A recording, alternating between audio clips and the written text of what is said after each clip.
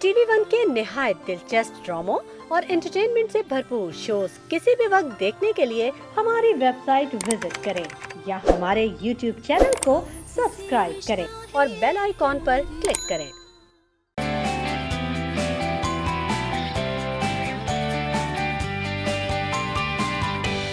बिस्मिल्लाहिर्रहमानिर्रहीम, अस्सलाम वालेकुम, गुड मॉर्निंग, खुशामदीद, सुबह खैर। कैसे हैं आप सब? और हमारी दुआ है कि आप सब लोग खैरियत से हों, ठीक ठाक हों। आपको हम आज के अपने शो में आपको दोबारा से खुशामदीद कहते हैं।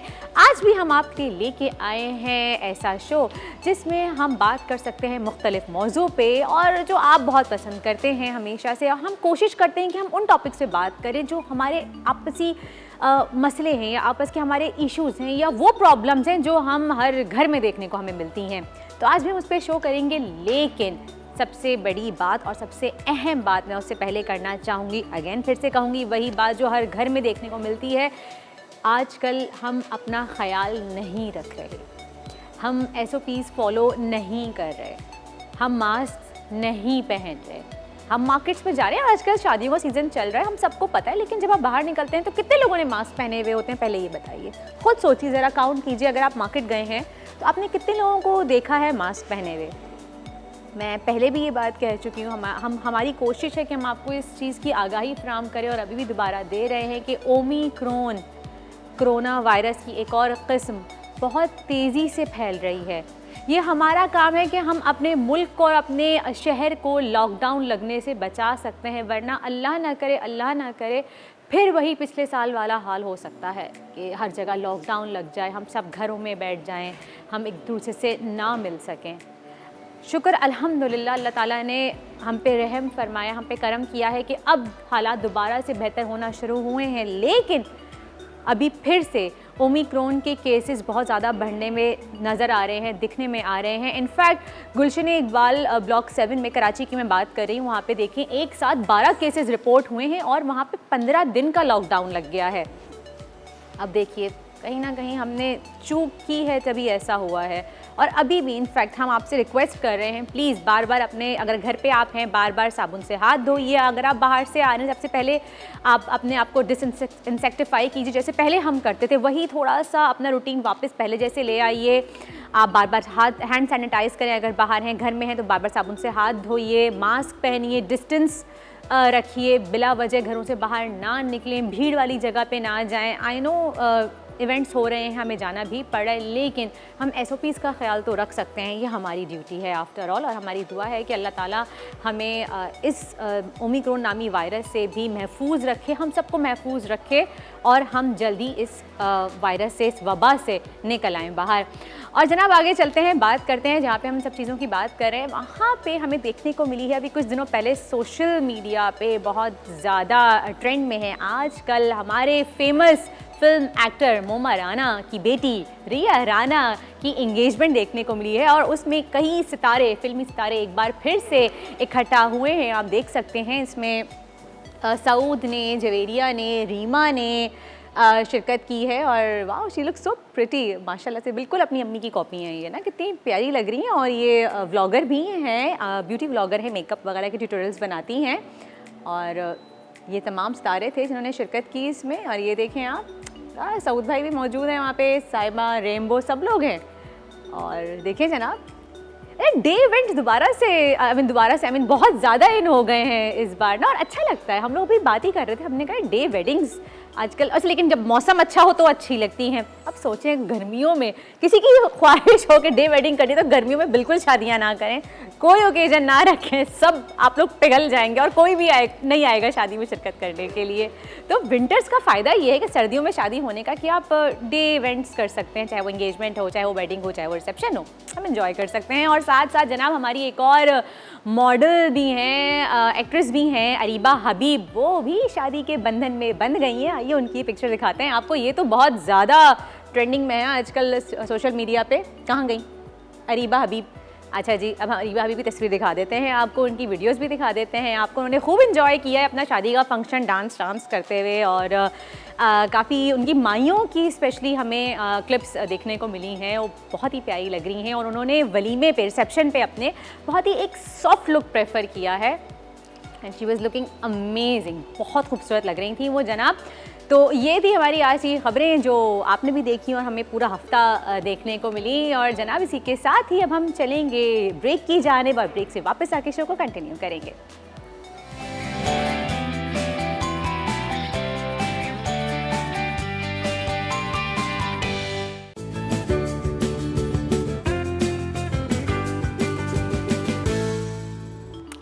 वेलकम बैक जनाब, आफ्टर द ब्रेक आप देख रहे हैं मुस्कुराती मॉर्निंग और अब हमें ज्वाइन किया है हमारी फिटनेस ट्रेनर आयशा मीर ने। अस्सलाम वालेकुम आयशा। वालेकुम अस्सलाम, how are you? I am good, how are you? And you are looking beautiful. सर्दियों के हिसाब से आपने कपड़े पहने। थैंक यू, पहनने चाहिए ना, मज़ा आता है। आप एंजॉय करते हैं वेदर, बस सर्दी भी लग रही होती है तो हमारी कोशिश होती है कि हम वो कपड़े निकाल के पहने जिसपे हमें ठंड ना लगे। अब फिर स्टूडियो में हम सेट पे आते ही माशाल्लाह 2-2 चिलर्स चल रहे होते हैं 16 पे, ओह तो सोचें, इसलिए हम कप हाथ में पकड़ के हाथ भी सेक रहे होते हैं कि जमे जमे अल्फाज ना निकले। अच्छा आयशा, मुझे बताइए, आज हम बात कर रहे हैं वेट लिफ्टिंग पे खवातीन के लिए। अच्छा, वेट लिफ्ट करने से खवातीन की बॉडी बल्की हो जाती है? नहीं, वेट लिफ्ट करने से तो बल्कि नहीं होती। नेवर, लाइक इट्स बहुत से लोग कहते हैं ना, अलग अलग बात है, रियलिटी है या मिथ है, ये आप बताएं। It's a myth. बट ये है कि देखें, वुमेन एज जो अल्लाह ने वुमेन को बनाया है, उनका टेस्टोस्टेरोन लेवल वैसे ही कम होता है, तो they have less tendency to gain muscles quickly than man.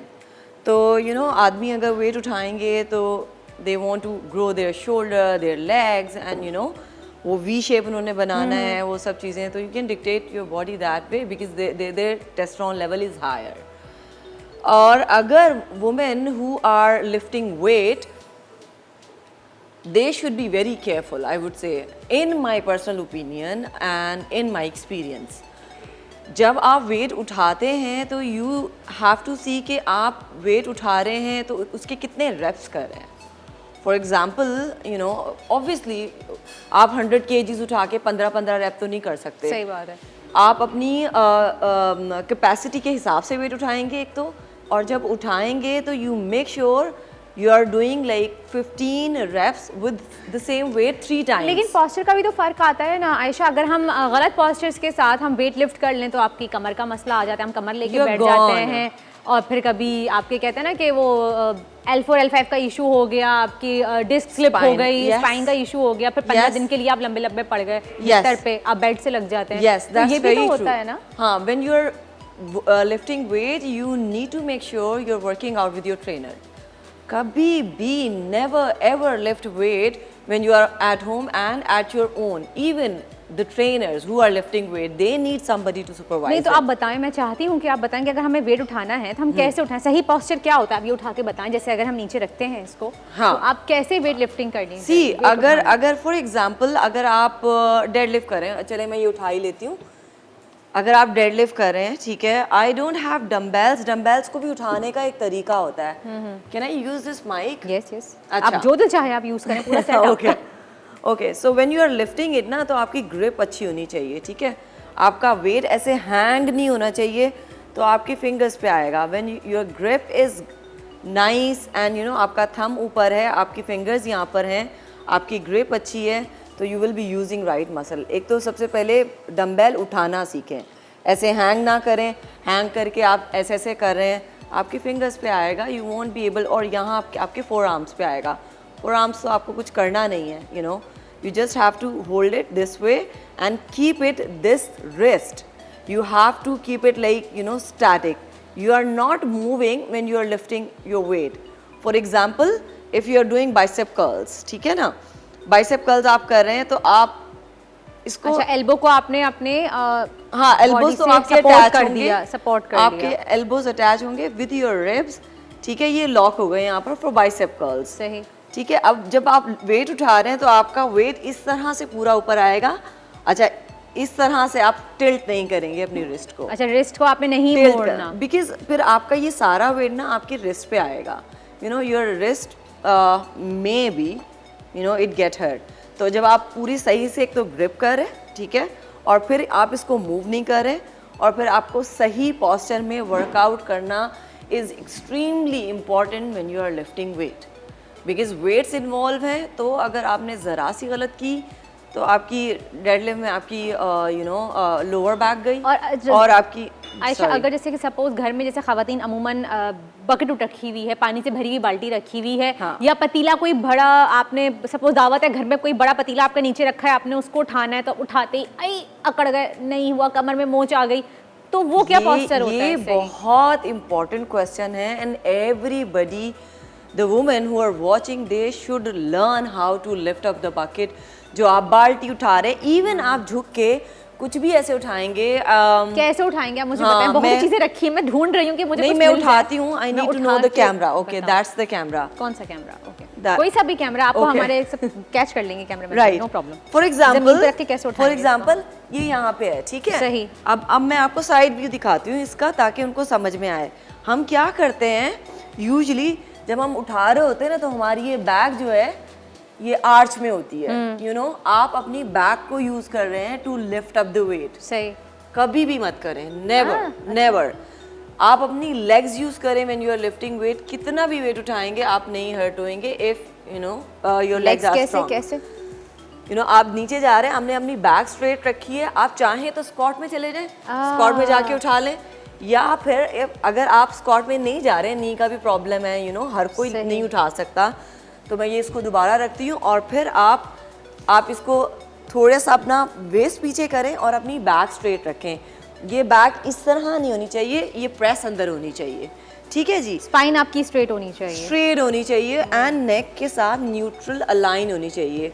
For example आप नीचे झुक रहे हैं तो आप ऊपर नहीं देखेंगे, ठीक है? सही। और अगर आप नीचे झुक रहे हैं तो आपकी नेक बिल्कुल स्पाइन के साथ रहेगी and now you are lifting, you are keeping this part out and keeping your back straight, lift up the weight. Now you have lift up the weight with your glutes and your thighs. सही। ठीक है, तो आपकी कभी वो जो कमर में चुक आ जाती है और यू नो इस तरह की प्रॉब्लम्स होती हैं, वो नहीं आएंगी if you are lifting up with your legs. सही। अच्छा, और प्रेग्नेंट खातून कोई अगर हो और वो वेट लिफ्ट करना चाहे तो उनका क्या पोस्चर होना चाहिए? सेम पोस्चर होना प्रेगनेंसी के लिए भी? चाहिए। You need to use your muscles not your bones, ठीक है? और आप जब भी एक दफ़ा you know I got hurt from the lower back, तो उसमें भी you know then I learn that way कि मेरी लोअर बैक हर्ट है, मैं तो ऐसे झुक के यू नो नीचे उठा ही नहीं सकती हम हूँ। तो नहीं, कुछ भी जो चलते फिरते ना वहाँ देख रहे हैं टेढ़े मेढ़े, अच्छा हाँ ये उठा के हम चले गए, वो अगर आप ज़्यादा वेट भी ना हो ना वर्दा, तभी भी आपकी बैक हर्ट हो जाएगी अगर आप सही पोस्चर में नहीं उठा रहे। आपने आयशा मैंने देखा है अक्सर जैसे हमारी बड़ी नानियाँ, दादियाँ या हमारी सास वगैरह इस तरह से कहती हैं कि अगर आप प्रेग्नेंट हैं तो आप पूरा नीचे ज़मीन पे बैठें और फिर वेट उठाएं, आप झुक के नहीं उठाएं। तो ये क्या तरीके, यानी कि ये मिथ है या ये सही है या ये नहीं? वो क्या कहती है, नीचे बैठे और फिर वेट हाँ, उठाएं। पूरा, यानी कि आप स्क्वाट पोजीशन में पूरा नीचे जाएं। स्क्वाट पोजीशन हाँ, is fine, okay. But if you are sitting हाँ, like like that this, and हाँ, देन इस तरह से, हाँ। I would not recommend that. I would not recommend that because you know it's like a dangerous position. एक तो आप बिल्कुल नीचे बैठ रहे हैं, आप अपने नी यूज़ कर रहे हैं, आपकी एंकल इंगेज हो रही हैं, और जब आप उठ रहे हैं तो पूरा नी यूज़ कर रहे हैं आप, तो you need to go in the squat and then lift it up. Squat position हाँ। इज द बेस्ट पोजीशन, आप कोई भी वेट लिफ्ट कर Or रहे maybe deadlift position or squat position, they both are fine, but you need to keep your back straight. Back अपनी बिल्कुल straight रखें, अपनी नेक को बिल्कुल स्ट्रेट रखें। वो जो चुक और वो उस तरह की जो चीज़ें हैं, हाँ, L4 L5 का इशू आ गया, डिस्क स्लिप हो गई, गैप आ गया, आपके मुंह में गैप आ गया, हर एक को प्रॉब्लम है। Every alternate women is going through that. मेरे पास लड़कियां इतनी आती हैं, 15 से 20 एक क्लास में होती हैं, तो 4-5 लोगों को ये इशू होता है। सही। तो अच्छा जी, वक्त हो गया, ब्रेक का भी एक टाइम आ गया है, लेकिन चलें जी ब्रेक ले लेते हैं और फिर ब्रेक से वापस आके हम आपको बताएंगे कि जब वेट को हमें उठाना नहीं हो, लिफ्ट नहीं करना हो, पुश करना हो, तो उसके लिए हम किस तरह के पोस्चर यूज़ करें या पुल करने के लिए। सही है, ये सब आपको बताते हैं इस ब्रेक के बाद।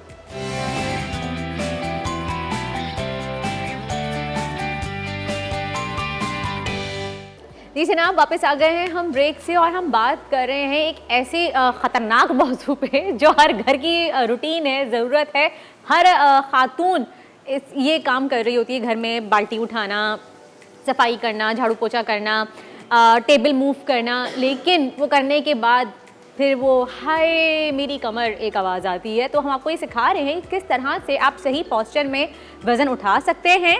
और अब आयशा, दूसरी बात ये, जैसे हमने ब्रेक पे जाने से पहले बात की, हमें जैसे कोई सामान, सपोज डाइनिंग टेबल है, मुझे सफाई करनी है यहाँ की और मुझे इसको धक्का देना है, हाँ। तो मैं कैसे धक्का दूंगी इसको? हम तो ऐसे दे रहे होते हैं ना, ऐसे करके हाँ। जान लगा रहे होते हैं। हाँ, अच्छा मैं चेयर यहाँ पे लेके आती हूँ तो ज़्यादा समझ में आएगा। हाँ, और डाइनिंग टेबल तो आपका सेट खराब हो जाएगा। नहीं कोई बात नहीं, हम दोबारा से कर ऑलराइट, लेंगे। So just consider it the bed, ठीक है? कोई बहुत हैवी आपका जो भी चीज़ें हैं, राइट?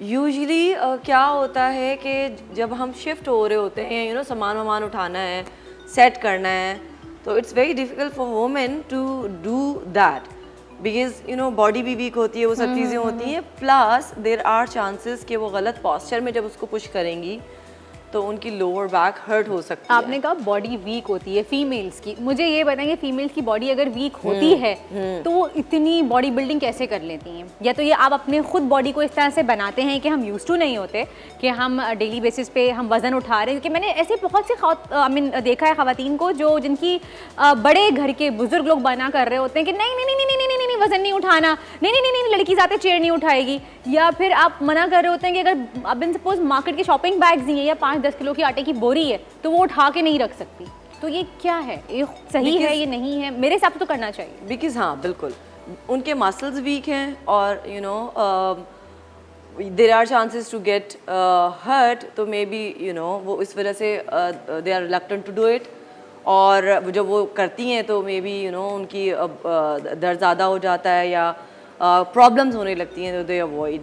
सो अगर आप वर्कआउट करेंगे तो आपके मसल स्ट्रांग होंगे, मसल स्ट्रांग होंगे तो बोन स्ट्रांग होंगे, बोन स्ट्रांग होंगे तो आपकी बॉडी स्ट्रांग तो होगी। यानी कि आपको करते रहना चाहिए ताकि आपके मसल्स और बोन्स, आपकी बॉडी स्ट्रांग रहे। हाँ, बोन्स जो होती है ना आपकी, जो मसल्स एंड लिगामेंट्स हैं around the bone, they protect your bone और टू गेट हर्ट, ठीक है ना? लेकिन बोन का स्ट्रांग होना भी ज़रूरी है, कैल्शियम विटामिन डी आपके सही होने चाहिए और फिर ही आपके मसल्स जो हैं अराउंड में वो उसको सपोर्ट करेंगे, बोन को करेंगे। सही, ठीक चलिए है। जी, आप बताएं अच्छा, किस तरह से? अब जब हमने पुश करना है इसको तो यूजुअली वही चीज़, सारा मसला बैक का है वर्दा।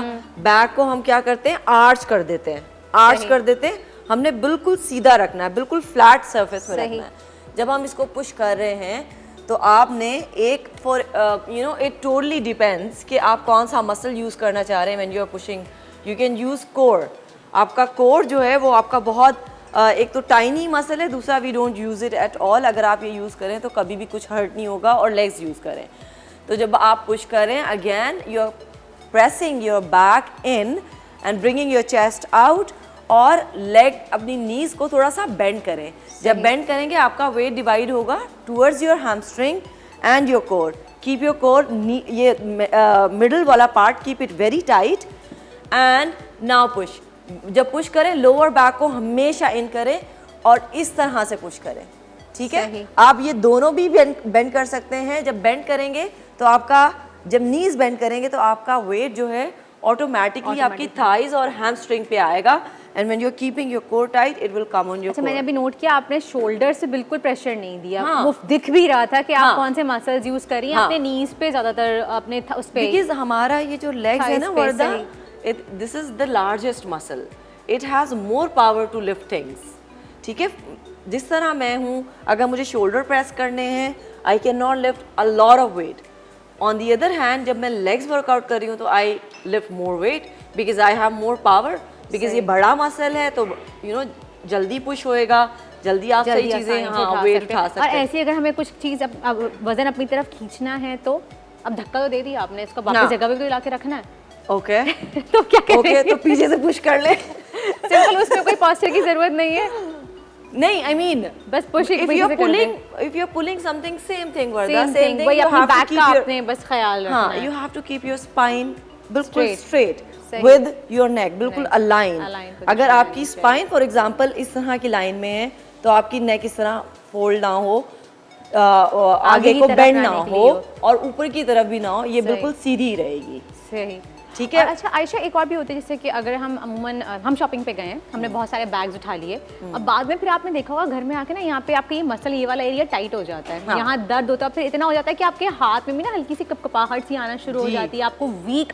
फील होता है कि आपका एक हाथ वीक हो गया। तो वो भी इसी वजह से कि हम बहुत देखिए- वजन एक ही हाथ पे उठा लेते हैं, हम बैलेंस नहीं करते। नहीं, इसकी वजह ये है कि you are not used to lift up that much weight for that long, because Okay. आपने एक वेट उठाया हुआ है, फॉर एग्जांपल 4 kg का भी अगर आप शॉपर उठा रहे हैं तो वो आप हैंग करके चलते रहेंगे तो आपका यहाँ से ये दर्द होता है। ये भी मसल टाइट हो जाता है। हाँ, टाइट हो जाता है because you are not used to it, और थोड़ा शिवर भी करता है अंदर बिकॉज काफ़ी देर हो गई है। दैट मीन्स कि आपका मसल यूज टू नहीं है उतनी देर वेट लिफ्ट करने के लिए, विच इज़ टोटली नेचुरल। ठीक है, और अगर आप उठा रहे हैं, शॉपर उठा रहे हैं, again you have to lift up from here, not with the finger से ऐसे हैंग करके उठाते हैं हम सब। तो फिर दोबारा से यही प्रॉब्लम आएगी आपको, शिवर होने के अलावा हर्ट भी हो सकता है। सही, कितनी इंपॉर्टेंट बात है जो हम लोग नहीं अमूमन चीज़ों का ख्याल रखते, लेकिन रखना चाहिए अगर आपको हेल्दी और फिट रहना है। तो आयशा, चलिए ये तो बात हो गई हमारी कि हम किस तरह से वेट पुश करें, पुल करें। अब मुझे बताएं कि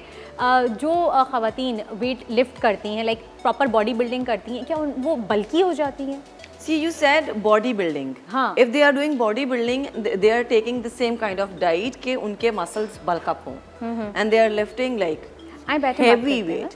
That's it, okay. नहीं, और दूसरी बात ये कि चलिए एक बॉडी बिल्डिंग कर रही हैं, एक बॉडी बिल्डिंग नहीं कर रही हैं, एक तरफ वो जिम में वेट लिफ्ट कर रही हैं, तो कहते हैं ना अमूमन हम कहते हैं कि भैया आप जिम जा रहे हो तो वेट लिफ्टिंग नहीं करना, वेट लिफ्ट करोगी तो आपकी बॉडी जो है वो फैल जाएगी, बल्कि हो जाएगी। There is only one rule when you are lifting weight, especially for women, I would say. आप जब एक वेट उठा रहे हैं, फॉर एग्जाम्पल अगर 4 kg के वेट उठा रहे हैं, for your upper body you need to make sure you are doing 15 reps of that weight, ठीक है, with correct posture, with the right intensity, और आप वो 3 sets you are able to do those 3 sets with the same weight. That means that you need to increase your weight now. अच्छा, आप ज़्यादा rap रखें और लो वेट रखें तो you will never be bulkier, ठीक है। अब लो वेट का क्या मतलब है, मेरे हो सकता है आपके लिए 10 kg इज़ लो वेट, मेरे लिए 4 kg is a lot of weight, ठीक है ना। तो इट डिपेंड्स कि आप कहाँ पे किस पॉइंट पे यूज टू हैं कितना वेट उठाने के, ठीक है। अगर आपने सेम वेट से 15 रेप्स कर लिए 3 sets, that means it time to increase your weight, ठीक है। और 15 रेप्स वर्दा आप 100 kg से नहीं कर सकते, डेफिनेटली आप करेंगे 3 50 सेट्स से भी नहीं कर सकते मेरे ख्याल से। तो you won't be reaching to that point where you are lifting like 50, 60, 100 kgs and you are doing 15 reps, means एक ही मूव के आप 45 रेप्स कर रहे हैं 3 सेट्स में। तो बस आप ये रूल रखें कि 15 रेप्स आपने कर लिए तो ठीक है, it's time to increase weight and you won't get bulkier, trust me, never. लेकिन आयशा आप कह रही हैं बल्कि नहीं होते, लेकिन हमने ऐसी अक्सर देखा है जो कि औरतें हैं जो वेट लिफ्ट करती हैं उनकी पूरी बॉडी फिजिक जो है वो मर्दाना स्टाइल हो जाती है, लाइक मर्दाना लुक आने लगता है उसमें। हाँ, ये भी तो है। हाँ, the same thing Varda, they are not doing maybe they are lifting more weight, maybe they are doing like 3, 4, 5, 6 reps with the heaviest weight, ठीक है। इसी वजह से कि शोल्डर्स चौड़े हो गए, आप चल रहे हैं तो आपको लग रहा है कि सामने से एक मर्द चलता है। नो, जो बॉडी बिल्डिंग करती हैं और जिनका टारगेट है कि वो ज़रा बल्की दिखें और मस्कुलर दिखें, तो वो डाइट भी अपनी वैसी ही रखती हैं। They go in surplus and they do hard training and that point comes when their body is bulkier. वो पॉइंट आता है 3-4 साल के बाद जाके, वो एकदम से 4 महीने आपने वेट उठा लिया तो आपका वो पॉइंट नहीं आएगा। तो it takes long time for women to get bulkier.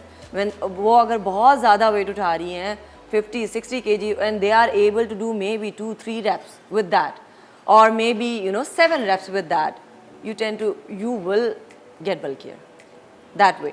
अच्छा, अगर आप ज़्यादा उठा रहे हैं तो ना ज़्यादा वेट नहीं, आप ज़्यादा वेट उठा रहे हैं और रेप्स कम कर रहे हैं। अच्छा, ज़्यादा वेट उठा रहे हो और रेप्स कम कर रहे हैं तो आप बल्की हो जाएंगे, लेकिन अगर आप रेप्स ज़्यादा कर रहे हैं और वेट कम उठा रहे हैं तो आप नहीं होंगे। हाँ, but that would also take time if you are doing like lifting up heavier, बहुत ज़्यादा आप वेट उठा रहे हैं, आप कम रेप्स कर रहे हैं और फिर आप you are building your muscles, bulky होने के लिए आप कर रहे हैं। तो फिर आप खा भी वैसे रहे हैं, आपकी डाइट भी वैसे ही है। It will take like 3 to 4 years, you will keep lifting and lifting। बड़ा हाँ, for women तो वो फिर जाके वो फिर वो मैनली उनकी फिजिक बन जाती है, बल्क अप हो जाते हैं मसल।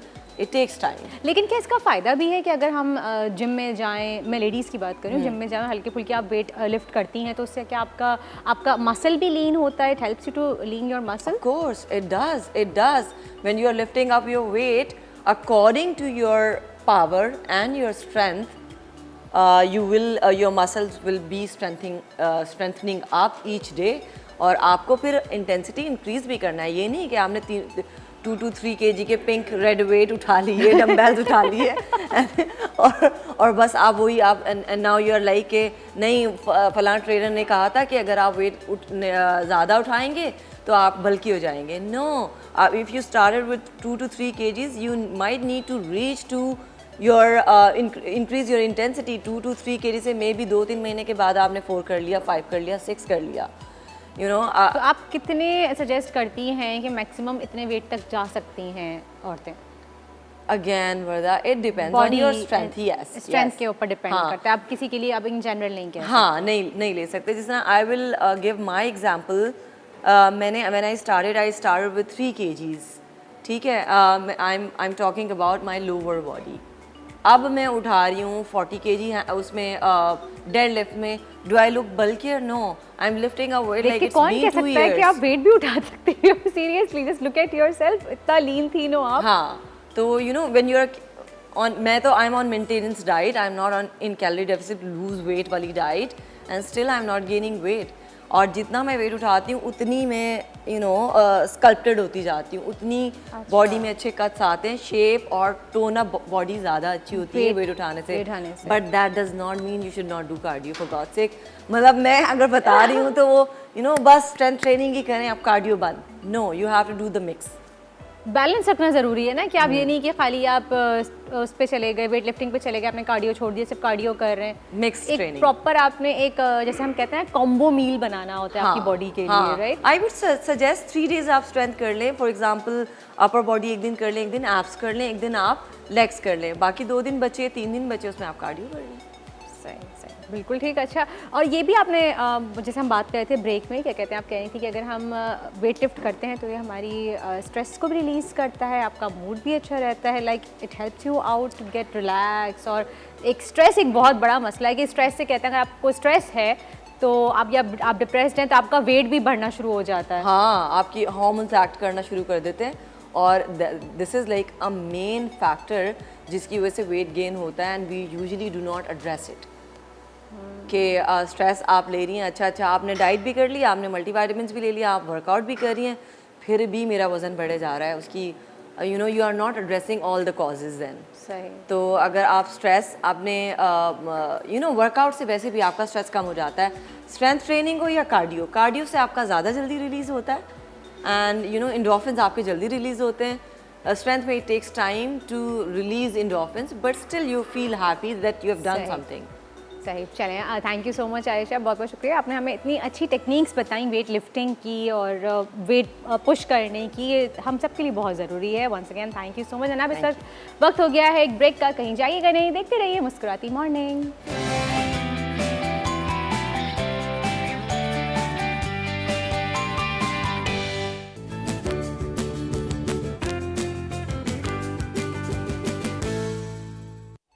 जी जनाब, वापस आ गए हैं हम ब्रेक से, और अब हम बात करेंगे आजकल जिस चीज़ का रुझान बहुत ज़्यादा बढ़ गया है वो है पीआरपी ट्रीटमेंट। पीआरपी ट्रीटमेंट चाहे वो बालों का हो, हेयर का हो या फिर आपकी स्किन का हो, इसका रुझान इतना ज़्यादा बढ़ गया है इस ट्रीटमेंट का कि बहुत से लोग आजकल करवा रहे हैं। तो ये क्या है, इसके बेनिफिट्स क्या हैं, इसका प्रोसीजर किस तरह का होता है, कितना लंबा होता है, और इसके रिजल्ट्स कितने अरसे तक रहते हैं हमारी बॉडी में, या चाहे बालों का हो चाहे स्किन का हो, और कितने अरसे बाद हमें दोबारा से करवाना चाहिए, कितनी सिटिंग्स लेनी चाहिए, इन तमाम सवालों के जवाब हम लेंगे हमारे डॉक्टर काशिफ से। अस्सलाम वालेकुम, कैसे हैं? ठीक है, thank you very much for inviting. बहुत अच्छा टॉपिक है, और ये आप बिल्कुल सही कह रहे हैं, रुझान बढ़ भी गया है, और that is the right way. एक तो ये अगर आप देखें, सबसे पहले मुझे ये बताएं, आपने करवाया कभी? जी मैंने भी करवाया, मैंने अपना पीआरपी करवाया, मैंने अपना ट्रांसप्लांट भी करवाया, मैंने अपने यहाँ पे भी फिलर्स डलवाए में। तो यू नो हम लोग सब अपनी ट्रीटमेंट्स भी करते रहते हैं, ऐसी बात नहीं है। ऐसा नहीं है कि हाँ, दूसरों को रिकमेंड करते हैं, खुद भी लोग करते नहीं, हैं। हम नॉर्मल लोग हैं। तो दैट इज़ ट्रू, क्योंकि लोग समझते हैं कि सब नेचुरल, अब वो चीज़ें ख़त्म हो गई हैं, बिकॉज आपको पता है स्ट्रेस इतना बढ़ गया है, एनवायरमेंटल पोल्यूशन है, एज फैक्टर है, which is we can't deny that.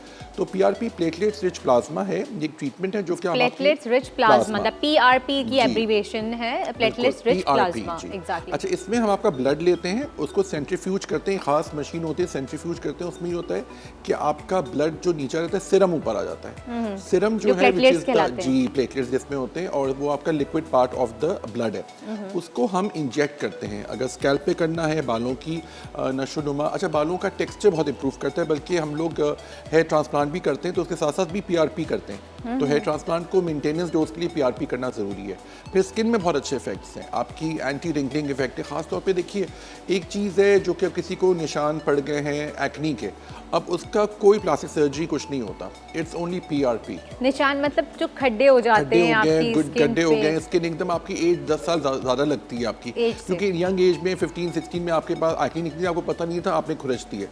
अब वो खुरचने के बाद वो निशान पड़ गए, क्योंकि एक्नी तो आनी जानी चीज़ है, उसको हम एज डर्मेटोलॉजिस्ट से कहते हैं हम निशान ना पड़े, क्योंकि देखिए तकरीबन 50-60% टीनेजर्स को होती है, तो कोई परेशानी की बात नहीं है। लोग बहुत टेंशन लेते हैं, खुरच देते हैं, जैसे शादी में जाना है। कितना थॉडियों हाँ, वो थोड़े बहुत होते बड़ी हैं गलती कि है। एक्नी निकालो, फिर वो निकालना आपको कितना महंगा जिंदगी वो भर के बहुत लिए बड़ी पड़ता है गलती ना। होती है। सारी बच्चियां मेरी बात सुन लें, जितनी भी बिल्कुल। यंग लड़कियां सुन रही हैं, लड़के सुन रहे हैं, अगर पिंपल हुआ है, एक्नी है आपको, तो जी। आपने ना ये टच टीशू में नहीं- जाके टच ही नहीं टच नहीं करना करना, छूना भी नहीं है उसको, छूना छोड़ नहीं है। दें। अगर आपको ये भी बता दूं मैं, अगर आप कोई ट्रीटमेंट नहीं भी करते तो एक खास टाइम के बाद खुद ब खुद भी ठीक हो जाता है। देखें। अगर कोई ऐसा नहीं है कि किसी तरह से नहीं जा पा रहा है डॉक्टर के पास, नहीं तो कोई गलत चीज़ें ना लगाइए। ये नहीं कि आपने कुछ ऐसी क्रीमें लगा ली हैं जो कि आपके डॉक्टर ने मशवरा नहीं दिया है, क्योंकि अक्सर लोग बहुत तेज़ क्रीमें लगाते हैं, वक्ती तौर पर बिठा देता है, फिर वो और इम्प्रूव केमिकल। करता है। अच्छा, ये आजकल हम लोग एक्नी के लिए घरेलू टोटके भी इस्तेमाल करते हैं ना। देखिए वो कर सकते हैं, वो आप बिल्कुल कर सकते हैं, हम भी बताते हैं उसमें, लेकिन उसको पहले पैच टेस्टिंग कर लें, पैच है ना। देखिए फेस की बात है ना,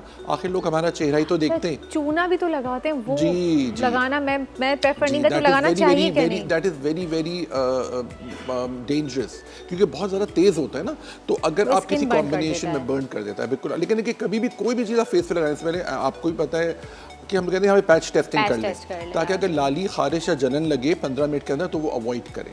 तो सही। सबसे इंपॉर्टेंट चीज़ है कि दानों को छेड़ना नहीं चाहिए, डोंट टच इट। अक्सर लड़कियां बहुत करती हैं, शादी में जाना है खुरच दिया, अब वो पता नहीं, सभी कर रहे हो।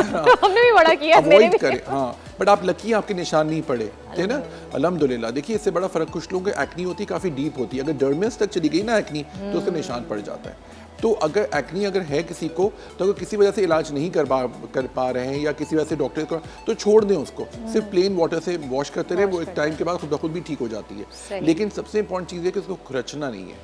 अब जो खुरच देते हैं उससे निशान पड़ गए, गड्ढे पड़ अब वो गए, उसके लिए निशान पे PRP से PRP जाते से। हैं। अच्छा, PRP से ये भी बता दूं कि 100% नहीं है। ओ, देखिए, PRP से भी 100 100% देखिए नहीं है। 100% बहुत बड़ी चीज़ है। 100% सिर्फ कॉटरी होती है, जो आप जला के निकाल देते हैं, वो 100% होता है। बाकी सब इंप्रूवमेंट आती है कि पेशेंट हमारे पास इतने डेस्परेट होते हैं, वो कहते हैं 50-60% भी इंप्रूवमेंट आ जाए तो बहुत है। सही। लेकिन ये सब चीज़ें, लेज़र, ये सब दे आर टेम्परेरी थिंग्स, लेकिन आपको इंप्रूव करती है। 1 साल बाद, 1.5 साल बाद दोबारा भी कराना पड़ता है। अच्छा, लेकिन 1.5 ये- साल जी, रिपीट जी, करानी बिल्कुल। पड़ती है हमें आपको, चाहे वो हेयर हो counsel- चाहे वो स्किन हो। बिल्कुल।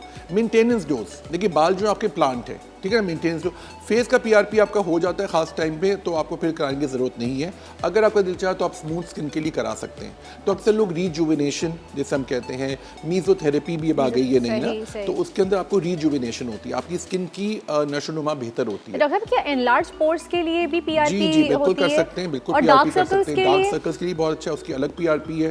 फिर देखिए आजकल हाइड्रा फेशियल आया हुआ है, वो भी बहुत अच्छा है। तो ये सब चीज़ें साथ साथ चलती हैं। मतलब देखिए ये सब चीज़ें एक आप पैकेज है, एक कॉम्बो है, जिसमें आपको सबको यूज़ करते रहना पड़ता है। बिकॉज देखिए मेंटेन करना है ना अपनी स्किन को, आपको ऑफकोर्स एजिंग हो रही है, स्ट्रेसेस बढ़ रहे हैं, आपको पता है महंगाई कितनी हो रही है, let's be real.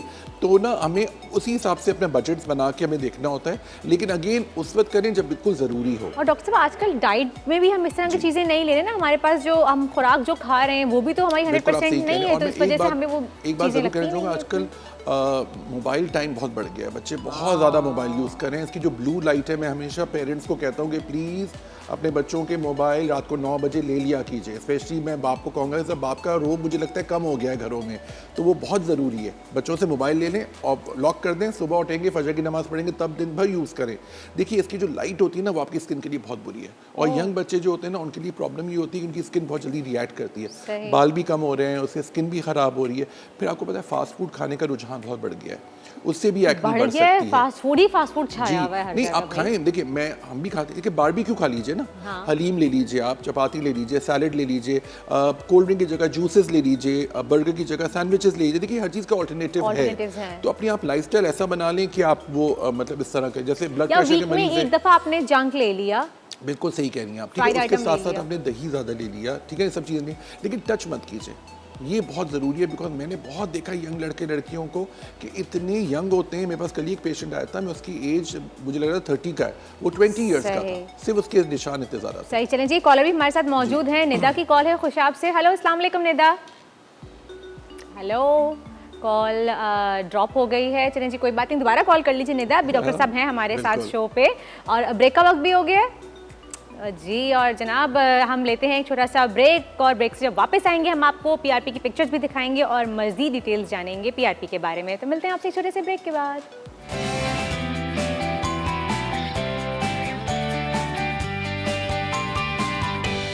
Welcome back after the break. आप देख रहे हैं मुस्कुराती मॉर्निंग, और अब हम आपको दिखाएंगे पीआरपी की कुछ पिक्चर्स और उस पर डिस्कशन करेंगे ताकि आपकी भी नॉलेज बढ़े और आपको पता चले कि कब किस पर पीआरपी कराना चाहिए और कितनी सेटिंग्स होनी चाहिए इसकी। और तो ये देखें, सबसे पहले हेयर पीआरपी की हम बात कर रहे हैं, तो डॉक्टर साहब एक्सप्लेन जी करें बिल्कुल। प्लीज। देखिए सबसे पहले तो आपने स्मॉल अमाउंट ऑफ ब्लड लिया है आर्म से, ठीक है, फोर आर्म से लिया है आपने ब्लड, इसको हमने सेंट्रीफ्यूगल मशीन से सेपरेट किया है, ठीक है। सेपरेट में आप तस्वीर में देख सकते हैं, सिरम जो येलो रंग का आ रहा है ये ऊपर आ रहा है और नीचे जो ब्लड है वो आ गया है, तो हम सिरम को यूज़ करेंगे, ठीक है। सिरम को हमने एक्टिवेट किया है पीआरपी, इसके अंदर एंटी हेयर फॉल भी डालते हैं, अगर हम हेयर के लिए कर रहे हैं तो एंटी हेयर फॉल डालेंगे, वरना हम रेगुलर यूज़ कर सकते हैं। फिर एक्टिवेटेड पीआरपी को अच्छा सा स्कैल्प को हमें वो करना होता है, लोकल एनेस्थीसिया देना होता है, हमें लोकल एनेस्थीसिया देके उस जगह को सुन करना हल्का सा होता नम है, कर हल्का देते सा हैं नम आपको, करना होता है, सही। बस वही थोड़ा सा पेन होता है। एक दफ़ा नम हो जाए तो अक्सर पेशेंट कहते हैं ऐसे लगता है हमने कोई हेलमेट पहना हुआ है।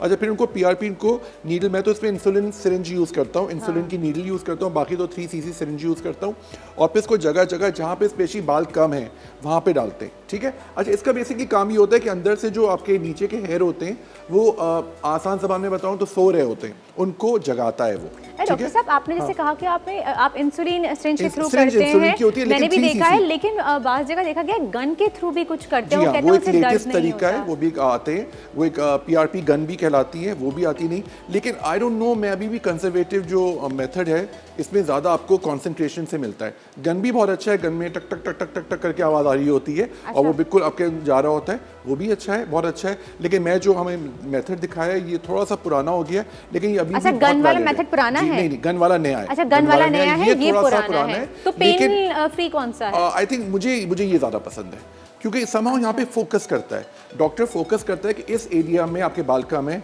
इस एरिया में गंज है, इस एरिया में थिनिंग है, तो उस पर ज़्यादा करता है। गन होती है वो टट वो इस तरह से रैंडमली कर रही होती है, Okay. तो इसमें ज़रा फोकस्ड होता है, वरना दोनों ट्रीटमेंट्स बहुत अच्छे हैं और दोनों ही हेल्प करते हैं। सबसे बड़ी बात ये है कि आपके बालों का टेक्सचर अच्छा हो जाता है, आपके बालों को Regrowth हो जाती है, regrowth भी हो आपके hair जाती fall है, रुक जाता साथ है। साथ हेयर फॉल कम हो जाता है। सबसे इंपॉर्टेंट चीज़ है जो मैंने देखी है वर्दा, कि आपके बालों का टेक्सचर अच्छा हो जाता है। टेक्सचर एक इज बाल वेरी जो कहते इंपॉर्टेंट, हैं और ना, हमने हाँ, खराब किया हुआ है टेक्सचर, बिल्कुल आप सही स्ट्रेटनिंग कह कर रही हैं। करके, ब्लो ड्राई कर करके, कर्ल्स और कर वो करके। जरूरी भी है क्योंकि मीडिया में ये सब चीजें तो होती ये हैं, तो लेट्स बी है। रियल ना, ये डॉक्टर ऑक्यूपेशनल साहब, हैजर्ड। एक कॉलर भी मौजूद है जरूर, हमारे साथ। हेलो, अस्सलाम वालेकुम। अस्सलाम वर्दा, गुड मॉर्निंग। वालेकुम अस्सलाम, very good morning to you too. कैसी हैं आप? थैंक यू, अल्हम्दुलिल्लाह। जी, आप क्या सवाल करना चाहेंगी? मुझे डॉक्टर काशिफ से अपनी बेटी के बारे में बात करनी है। जी। वो 12 इयर्स की है जी और उसका 8-9 महीने से, पिछले साल से उसके सिर्फ नोज के पार्ट पे दाने निकल रहे हैं। ठीक है, ठीक है। तो मैंने पहले तो दूसरे डॉक्टर से इलाज करवाया था, कम हो जाते थे, सही हो जाते थे, फिर दोबारा हो जाते थे, मगर अभी 2 महीने से मैं स्किन स्पेशलिस्ट के पास जा रही हूँ, अच्छा ठीक है। तो उनके इलाज से माशाल्लाह बहुत फायदा भी हुआ है। अब स्किन पे रेडिश निशान है बस ना, नोज पे। अच्छा, मतलब एक्नी के बाद जो निशान पड़ जाते हैं वो हो एक्नी गए। नहीं है, वो एक्नी रोजिया है। ठीक है, रोजेशिया है, ठीक है, वो तो बहुत पिंक रोजेशिया, कलर की चीज उन्होंने होती है। कहा स्किन ठीक पील है, करनी पड़ेगी। जी, तो डॉक्टर जी, मुझे जी। पूछना है कि स्किन पील करवानी चाहिए बच्ची की? मुझे अगर हो सके तो दिखा दीजिए, मेरे नंबर चल रहे होंगे, कराची में हर जगह मेरी क्लिनिक्स हैं, आप ज़रा आके मुझे दिखा दीजिए एक सेकंड ओपिनियन के लिए, तो मैं आपको ज़्यादा अच्छा बता सकूँगा कि रोजेशिया है भी कि नहीं। पहली बात तो ये। दूसरा, जो रोजेशिया के लिए सबसे इंपॉर्टेंट चीज़ ये होती है कि इसके बहुत अच्छे अच्छे ट्रीटमेंट्स हैं और ज़रा सा ये मुश्किल होता है ठीक करना, लेकिन ये ठीक हो जाएगा। सन ब्लॉक बच्ची को ज़रूर लगवाइए, ज़रूर लगवाइए, सन ब्लॉक बहुत ज़रूरी है। उसकी आदत बनाइए कि सुबह जैसे ही दांत ब्रश किया उसने सन ब्लॉक लगा लिया, सुबह दोपहर और शाम, ठीक है ना। और चूंकि अभी यंग एज में है, अच्छा टच ना करे, क्योंकि उसमें ज़्यादा नोज़ का एरिया अफेक्टेड होता है, ठीक है ना, रोजेशिया जो आप मुझे बता रही हैं। लेकिन आप टाइम निकाल के अगर आ जाएं तो मुझे बहुत अच्छा लगेगा, और T1 की तरफ से आएंगे तो आपको फ्री कंसल्टेशन मिलेगी। Most welcome, most welcome. और क्या चाहिए? चलें जी, थैंक यू सो मच। आप ज़रूर अपनी बेटी को लेके जाइएगा डॉक्टर काशिफ के पास, ये आपको T1 के थ्रू कंसेशन भी देंगे, और मैं पर्सनली भी कह रही हूँ कि डॉक्टर साहब इनको मजीद कंसेशन दीजिएगा और ख्याल रखिएगा। मैं इनको फ्री में दिख लूंगा, कंसल्टेशन इनकी फ्री है, बस T1 का नाम लीजिएगा और वर्दा का नाम लीजिएगा और रिजवान का। चलिए जी, थैंक यू सो मच। अच्छा, ये एक और हमारे पास स्लाइड आ गई है, ये बड़ा अच्छा पीआरपी ट्रीटमेंट है। फेस का भी बहुत अच्छा है ये। अच्छा, फेस का भी तरीका सब तकरीबन एक ही है कि उसके अंदर भी आप लेते हैं ब्लड, आपने सेंट्रीफ्यूज किया, सीरम जो है वो आपने इंजेक्ट नहीं करना है, उसको पहले डर्माजेट करना है। छोटे डर्माजेट क्या है? डर्माजेट एक तरह से एक इंस्ट्रूमेंट आता है जो स्किन में छोटे छोटे पोर्स बना देता है। अच्छा, उस पर आपको इंजेक्ट नहीं करना है, फेस की है ना स्किन, तो हम उस पर स्प्रिंकल करते हैं, मतलब छिड़काव करते हैं। अच्छा, सिरम का वो खुद ब खुद डर्माजेट के थ्रू अंदर जाता है, अंदर चला जाता है। तो क्योंकि ये फेस का याद रखिएगा प्लीज, फेस के अंदर कोशिश करें डायरेक्टली कोई इंजेक्शंस मत लगवाइए। अच्छा, इंजेक्शंस ना लगवाएं, क्योंकि यूजुअली पीआरपी में तो हम यही समझते हैं कि इंजेक्शंस लगते हैं। बोटॉक्स फिलर्स की बात अलग है या दूसरी चीजें अलग है, लेकिन जब पीआरपी की बात होती है तो उसके अंदर क्योंकि हम क्या करते हैं, उसमें डर्माजेट करके छोटे छोटे होल्स बनवा देते हैं, बिल्कुल जो दिखते नहीं है, तो आप उस पे ये जो सिरम है उसी को हल्का सा स्प्रिंकल करते हैं, तो उससे आपके पोर्स एनलार्ज नहीं होते, कोई साइड पोर्स के अंदर जाता है वो, और स्किन टाइटनिंग शुरू कर देता है और एंटी एजिंग करता है। देखिए इसमें देखिए ना, अच्छा फोरहेड लाइंस की बहुत अच्छा। तमाम बात मैं इस पे करूंगी, इसके फोरहेड के बारे में, आई सर्कल्स के बारे में, लेकिन निदा ने दोबारा कॉल की है खुशाब से, तो उनसे पहले बात कर लेते हैं। हेलो, अस्सलाम वालेकुम निदा। कैसी हो? बिल्कुल ठीक, आप कैसी हैं निदा? माशाल्लाह, बहुत प्यारी लग रही है। थैंक यू जी। निदा, क्या सवाल करना चाहेंगी? बहुत सूट कर रहा है, बहुत प्यारी लग रही है। Thank you, so kind of you, आपका प्यार है Nida, thank you so much, बहुत बहुत शुक्रिया। डॉक्टर साहब से पूछना था, मेरे भाई की टीवी दोनों के ना सिर पे इस तरीके से ज्यादा से ये सिंपल दाने इतने ज्यादा जो वो छोड़ते भी रहते हैं, साथ साथ और भी निकलते रहते हैं, तो वो पूरा गाल, दोनों गाल और मेज पर आए हैं। तो इनकी भांजी के फेस पे दाने बहुत कर सके, जैसे ज्यादा चीज लगाना और फिर ना ज्यादा टाइम चीज लगाते रहना और करते रहना, वो नहीं करते, इतना टाइम नहीं लगाते। ठीक है, देखिए भांजे की उम्र कितनी है, एज कितनी है भांजे की? तकरीबन 18 ईयर्स। ठीक है, देखिए इसको मैं कुछ चीज़ें बता देता हूँ। आप चूंकि कराची से बाहर बात कर रही हैं, वरना कराची में होती तो आपको कहता था क्लिनिक आ जाएं, लेकिन नो प्रॉब्लम, आप एक दो तीन चीज़ें करें जो बहुत आसान है।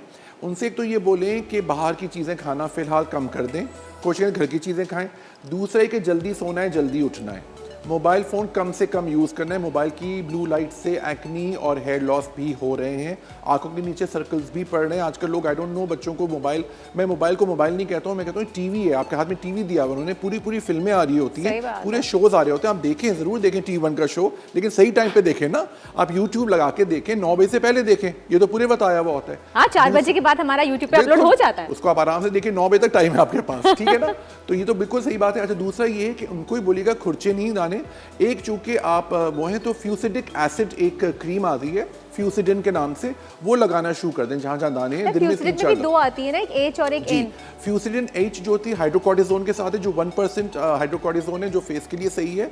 अगर जैसे मुझे बता रही है, मुझे लग रहा है इन्फेक्शन है, तो उसे फ्यूसिडिन प्लेन लगाएं। अच्छा, प्लेन। अगर आपके इन्फेक्शन नहीं, सिर्फ दाने हैं जिसमें कोई ऐसी कोई लाली खारिज जलन या वो नहीं, पीप नहीं है, तो फ्यूसिडिन एच लगा सकते हैं। उसको लगा के छोड़ दें और उसको 3-4 दफ़ा लगाएं, और कोशिश ये करें कि आप अपनी तौलिया, अपना पिलो कवर्स, ये सब साफ़ रखें, तौलिया अपनी अलग रखिए, और पानी बहुत ज़्यादा पीजिए, क्योंकि इस एज में एक्नी होती है। लेकिन प्लीज़ खुदारा उसको खुर्चिएगा नहीं। लड़कों को आपको पता है ज़्यादा एक्नी होती है, लड़के लेकिन इतने कॉन्शियस नहीं होते। लड़कियां तो एक दाना भी हुआ तो बिल्कुल टेंशन में आ जाती है, चीखें निकल जाती हैं, लिटरली चीखें निकलती हैं, डिप्रेशन में चली जाती हैं लड़कियां। तो आपको बताऊं क्या, बेसिकली लड़कों में ज़्यादा होता है, तो उनसे बोले परेशान मत हो।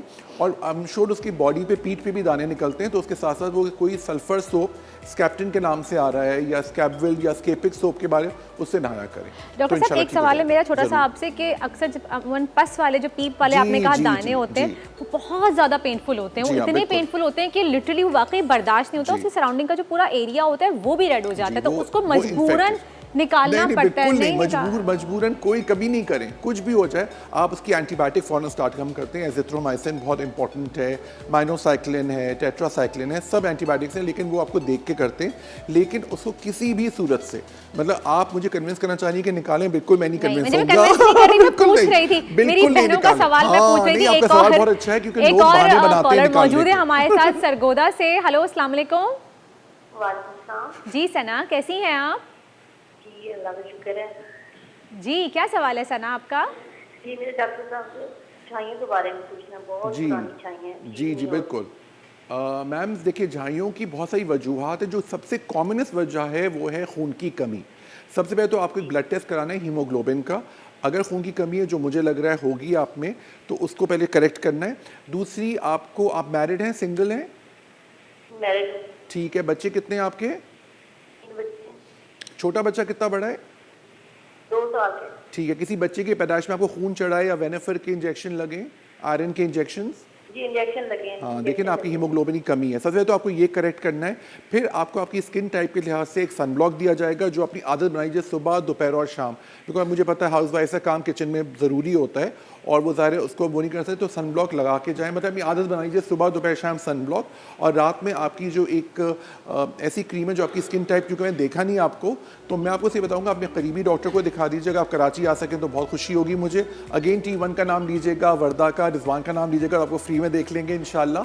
तो उसमें ये कि आपकी स्किन टाइप देखकर मैं रियल में देख के आपको बता सकता हूँ कि कौन सी आपकी नाइट क्रीम आपको सूट करेगी, क्योंकि हर किसी की स्किन टाइप अलग होती है। और वर्दा, ये भी आपको बता दूं कि सनब्लॉक भी सबका डिफरेंट है। हाँ, जो skin सनब्लॉक type के आपको मैं हिसाब दूंगा से। शायद मैं खुद यूज़ ना करूँ, बिकॉज हम लोग सबकी स्किन टाइप्स अलग हैं, लाइफस्टाइल अलग है। तो उसी हिसाब से तो ये आप करिए। दूसरा, विटामिन ज़रूर खाइए। आप कोशिश करिए आयरन की कैप्सूल्स अगर ले सकें, या चुकंदर, कलेजी, साग, ये सब चीज़ें, क्योंकि सरगोदा तो I think is in Punjab, तो साग तो बहुत खाया जाता है। दैट्स लवली, बहुत अच्छी चीज़ है साग, आपकी स्किन के लिए बहुत अच्छा, आपका हीमोग्लोबिन बढ़ाएगी। अच्छा, फिश बहुत अच्छा है, लोबिया, दालें, ये सब आपकी स्किन अब तो मौसम भी इतना अच्छा है कि आप ये तमाम सब्जियां और फिश बिल्कुल, वगैरह ये आप बहुत बिल्कुल। आसानी से ले सकती हैं। अपनी डाइट में इसका इंटेक बढ़ाएं तो इंशाअल्लाह आपको फ़ायदा भी होगा और आपका हीमोग्लोबिन नेचुरली बढ़ जाएगा। जनाब, थैंक यू सो मच आपकी कॉल करने का। एक ब्रेक का वक्त हो गया है, ब्रेक से वापस आते हैं, फिर मजीद कंटिन्यू करते हैं इसी टॉपिक को।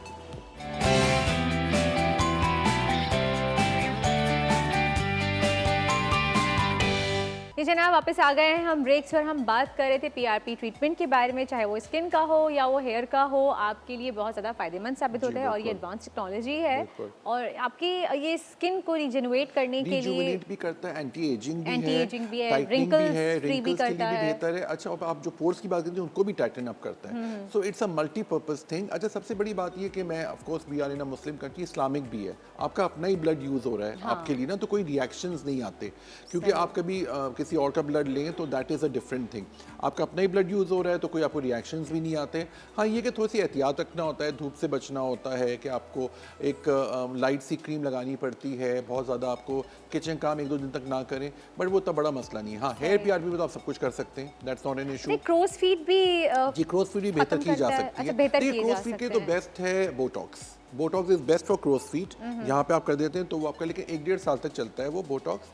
और फिलर्स जो होते हैं नीचे के एरिया के लिए अच्छा है, लेकिन हर चीज़ का एक अपना एक जगह है और अपनी लेकिन एक डॉक्टर वैल्यू साहब, है। आप बोटॉक्स और फिलर्स की बात करें, जी। मुझे रियली मैं चाहती हूँ कि इस बारे में आप बताएं कि कहते हैं कि आपको बोटॉक्स और फिलर्स भी आपको टाइम के साथ साथ करवाने पड़ते हैं, That's मेंटेनेंस true, रखनी that's पड़ती true, है। लेकिन जब आप इतना ज़्यादा करवा लेते हैं तो क्या आपका फेस फिर ऐसा लगता है कि थोड़ा सा आपकी शेप चेंज होना शुरू हो जाती देखिए, है आप बिल्कुल सही या कह रही हैं। आर्टिफिशियल फेस जी, दिखने लगता बहुत है? You अच्छा cannot even आपका सवाल smile. है कि आप जब बहुत ज़्यादा, देखिए वाली बात है ना कि थोड़ा सा माजरत के साथ फीमेल्स को बड़ा वो होता है, हौका होता है कि और अच्छा कर दें और अच्छा कर दें, तो वो एक लेवल तक सही है। लेकिन आप जब एक पॉइंट पे ज़्यादा, क्योंकि अक्सर डॉक्टर्स भी मजबूर हो जाते हैं, पेशेंट कहते हैं कि और इसको वो करें और टाइट एक्स्ट्रा करें मैंने और देखा है, लोग इस हंस भी नहीं पाते ना। जी जी जी, आप हंस बिल्कुल रहे आप होते सही हैं कह रही हैं। कि और हमने बहुत केसेस देखे हैं ऐसे, तो वो वहाँ पे हम पेशेंट से लिखवा लेते हैं कि इट शुड बी रियल। देखिए, it should look naturally nice, because देखिए थोड़ी सी रिंकलिंग नेचुरल है, ठीक है ना, लेकिन ये वाली बात है, बिल्कुल वो कहते हैं ना मास्क फेस बन जाता है, तो वो दैट लुक्स वेरी वियर्ड। सही, चलें जी, कॉलर भी है हमारे साथ, बहुत काफी देर से वेट कर रही हैं। रामी की कॉल है। हेलो, अस्सलाम वालेकुम। रामी की कराची से कॉल है। हेलो हेलो, वालेकुम अस्सलाम। जी रामी, कैसी हैं आप? जी, शुक्र है अल्लाह का। मुझे डॉक्टर काशिफ से बात करनी है। जी, अस्सलाम बात वालेकुम कीजिए। रामी, आपका नाम बड़ा अच्छा है रामी, वेरी नाइस। जी बेटा क्या हुआ है? शुक्रिया डॉक्टर साहब। असल में मेरे मुंह पे ना बेशुमार जो है वो मोल्स हैं। ओके, अच्छा ये आपकी फैमिली में है, अम्मी को है, खाला को या पुप्पी को है ऐसे निशान? नहीं, किसी को भी नहीं है। असल में मुझे जो है ना गंदम से एलर्जी है, सिलिक डिजीज। ठीक है, ठीक। अभी आपकी एज कितनी है, उम्र जी कितनी? मैं तकरीबन 40 के करीब हूँ। कितनी? 40 के करीब। ठीक है। अच्छा देखिए, इसके लिए आप मेरे नंबर्स चल रहे हैं, आप बेशक टाइम निकाल के आ जी जाइए मैंने आपका clinic पे। नंबर ले लिया है। जी, तो बिल्कुल। मैं ये आप आ कंफर्म जाइएगा, करना क्योंकि चाह रही थी मुझे- कि आप बैठते कहाँ हैं। जी, मैं जी, कराची में ही हूँ। ठीक है, ये मेरे मैनेजर का नंबर, आपको कॉल करेंगे, आपको मेरे सारे वो जगह बता देगा जो आपके घर से करीब होगा। मैं कराची में हर जगह फैला हुआ हूँ कोविड की तरह। तो वो मैं कर रही हूँ कॉल, तो वो पिक नहीं कर रहे आगे से। अच्छा चले, मैं देख लूंगा। लेकिन ये ठीक है ना? बिल्कुल, तो आप मैं मुझे दिखा एड्रेस लीजिए। दूंगी रिशाद वर्दा का और रिजवान का। आप कहाँ रहती, कहाँ हैं आप आप? हम दोनों का हाँ reference बिल्कुल, दे वर्दा और दीजिएगा। रिजवान का रेफरेंस T1 का देना बहुत जरूरी है। रिजवान कोई बात नहीं, आपका रेफरेंस टी1 से जाएगा, क्यों परेशान हो रहे हैं? कुछ नहीं होता, किसी का भला हो रहा है। ठीक है ना, तो आप आ जाइएगा, मैं देख लूंगा, तो वो ज़रा बता दूंगा कि मोल्स हैं या फ्रेकल्स हैं। यू नो क्या अक्सर चीज़ होती है, हमने एक वर्ड टर्मिनोलॉजी कर ली होती है, हम समझते हैं वही है, तो एज अ डॉक्टर हम देख के डिफरेंशिएट कर सकते हैं। तो आप प्लीज़ सही। आइएगा, तो इंशाल्लाह मैं आपको देख और फिर लूंगा, जब आप ठीक है? सामने से देखते हैं तो आपको ज्यादा बेहतर जी, अंदाजा बिल्कुल, होता है कि बिल्कुल। प्रॉब्लम कहाँ पे है। फिर कुछ मजीद टेस्ट भी करवाने जी हाँ, होते हैं, टेस्ट भी डेफिनेटली कराते तो हैं, प्रॉपर बिल्कुल। आपका एक ट्रीटमेंट हो ट्रीटमेंट जाएगा। होता है अच्छी बात उसका, है। और आप एक पूरा डॉक्टर मैं तो काशिफ के पास काउंसलिंग चलिए। बहुत करता हूँ Warda, because that is really important. Because आपने बिल्कुल बहुत, जैसे आपने बात की ना बोटॉक्स फिलर्स का, लोग कहते हैं बस जी लग गया, लोग समझते हैं लाइफ टाइम के लिए। ये बहुत अच्छी बात आपने कही है। एज अ डॉक्टर हमें सबको सच बताना चाहिए कि देखिए ठीक है, 1-1.5 साल तक, कभी कभी 2 साल तक भी चल जाता है, लेकिन फिर दोबारा करवाना पड़ता है। तो प्लीज़ नथिंग इज परमानेंट इसमें, बल्कि आपको पता है कॉटरी भी की जाती है, तो कभी कभी वार्ड्स आ सकते हैं दोबारा। लेकिन हमारा या मेरा ऐसा काम एज अ डॉक्टर है कि पेशेंट से बिल्कुल सही बोलूँ, और अल्लाह का शुक्र है मुझे कभी पेशेंट ने तंग नहीं किया इस मामले में कि आपने तो गारंटी दी थी। बिकॉज देखिए गारंटी बहुत बड़ा वर्ड है Warda, it's a huge word. Patients हम पे इतना ट्रस्ट करते हैं, अगर हमने गारंटी दे दी और अगर वो काम नहीं हुआ तो पेशेंट की बदुआएं मिलती हैं आपको, कि वो कहते हैं कि उन्होंने आपको वो कर दिया। तो ये सब चीज़ें बहुत ज़रूरी है कि बताते रहना पड़ता है, कि आपको ऑफ एंड ऑन कराते रहना पड़ेगा। मेंटेनेंस के लिए भी, अब पीआरपी का भी मैं कहता हूँ, जैसे पीआरपी के लिए मेंटेनेंस करना पड़ेगा। हेयर की मेंटेनेंस, पेशेंट हमारे बहुत खुश गए हैं पीआरपी के बाद, फिर 6-8 महीने बाद दोबारा एक दफ़ा पीआरपी करवा लेते हैं, तो उससे बाल अच्छे हो जाते हैं।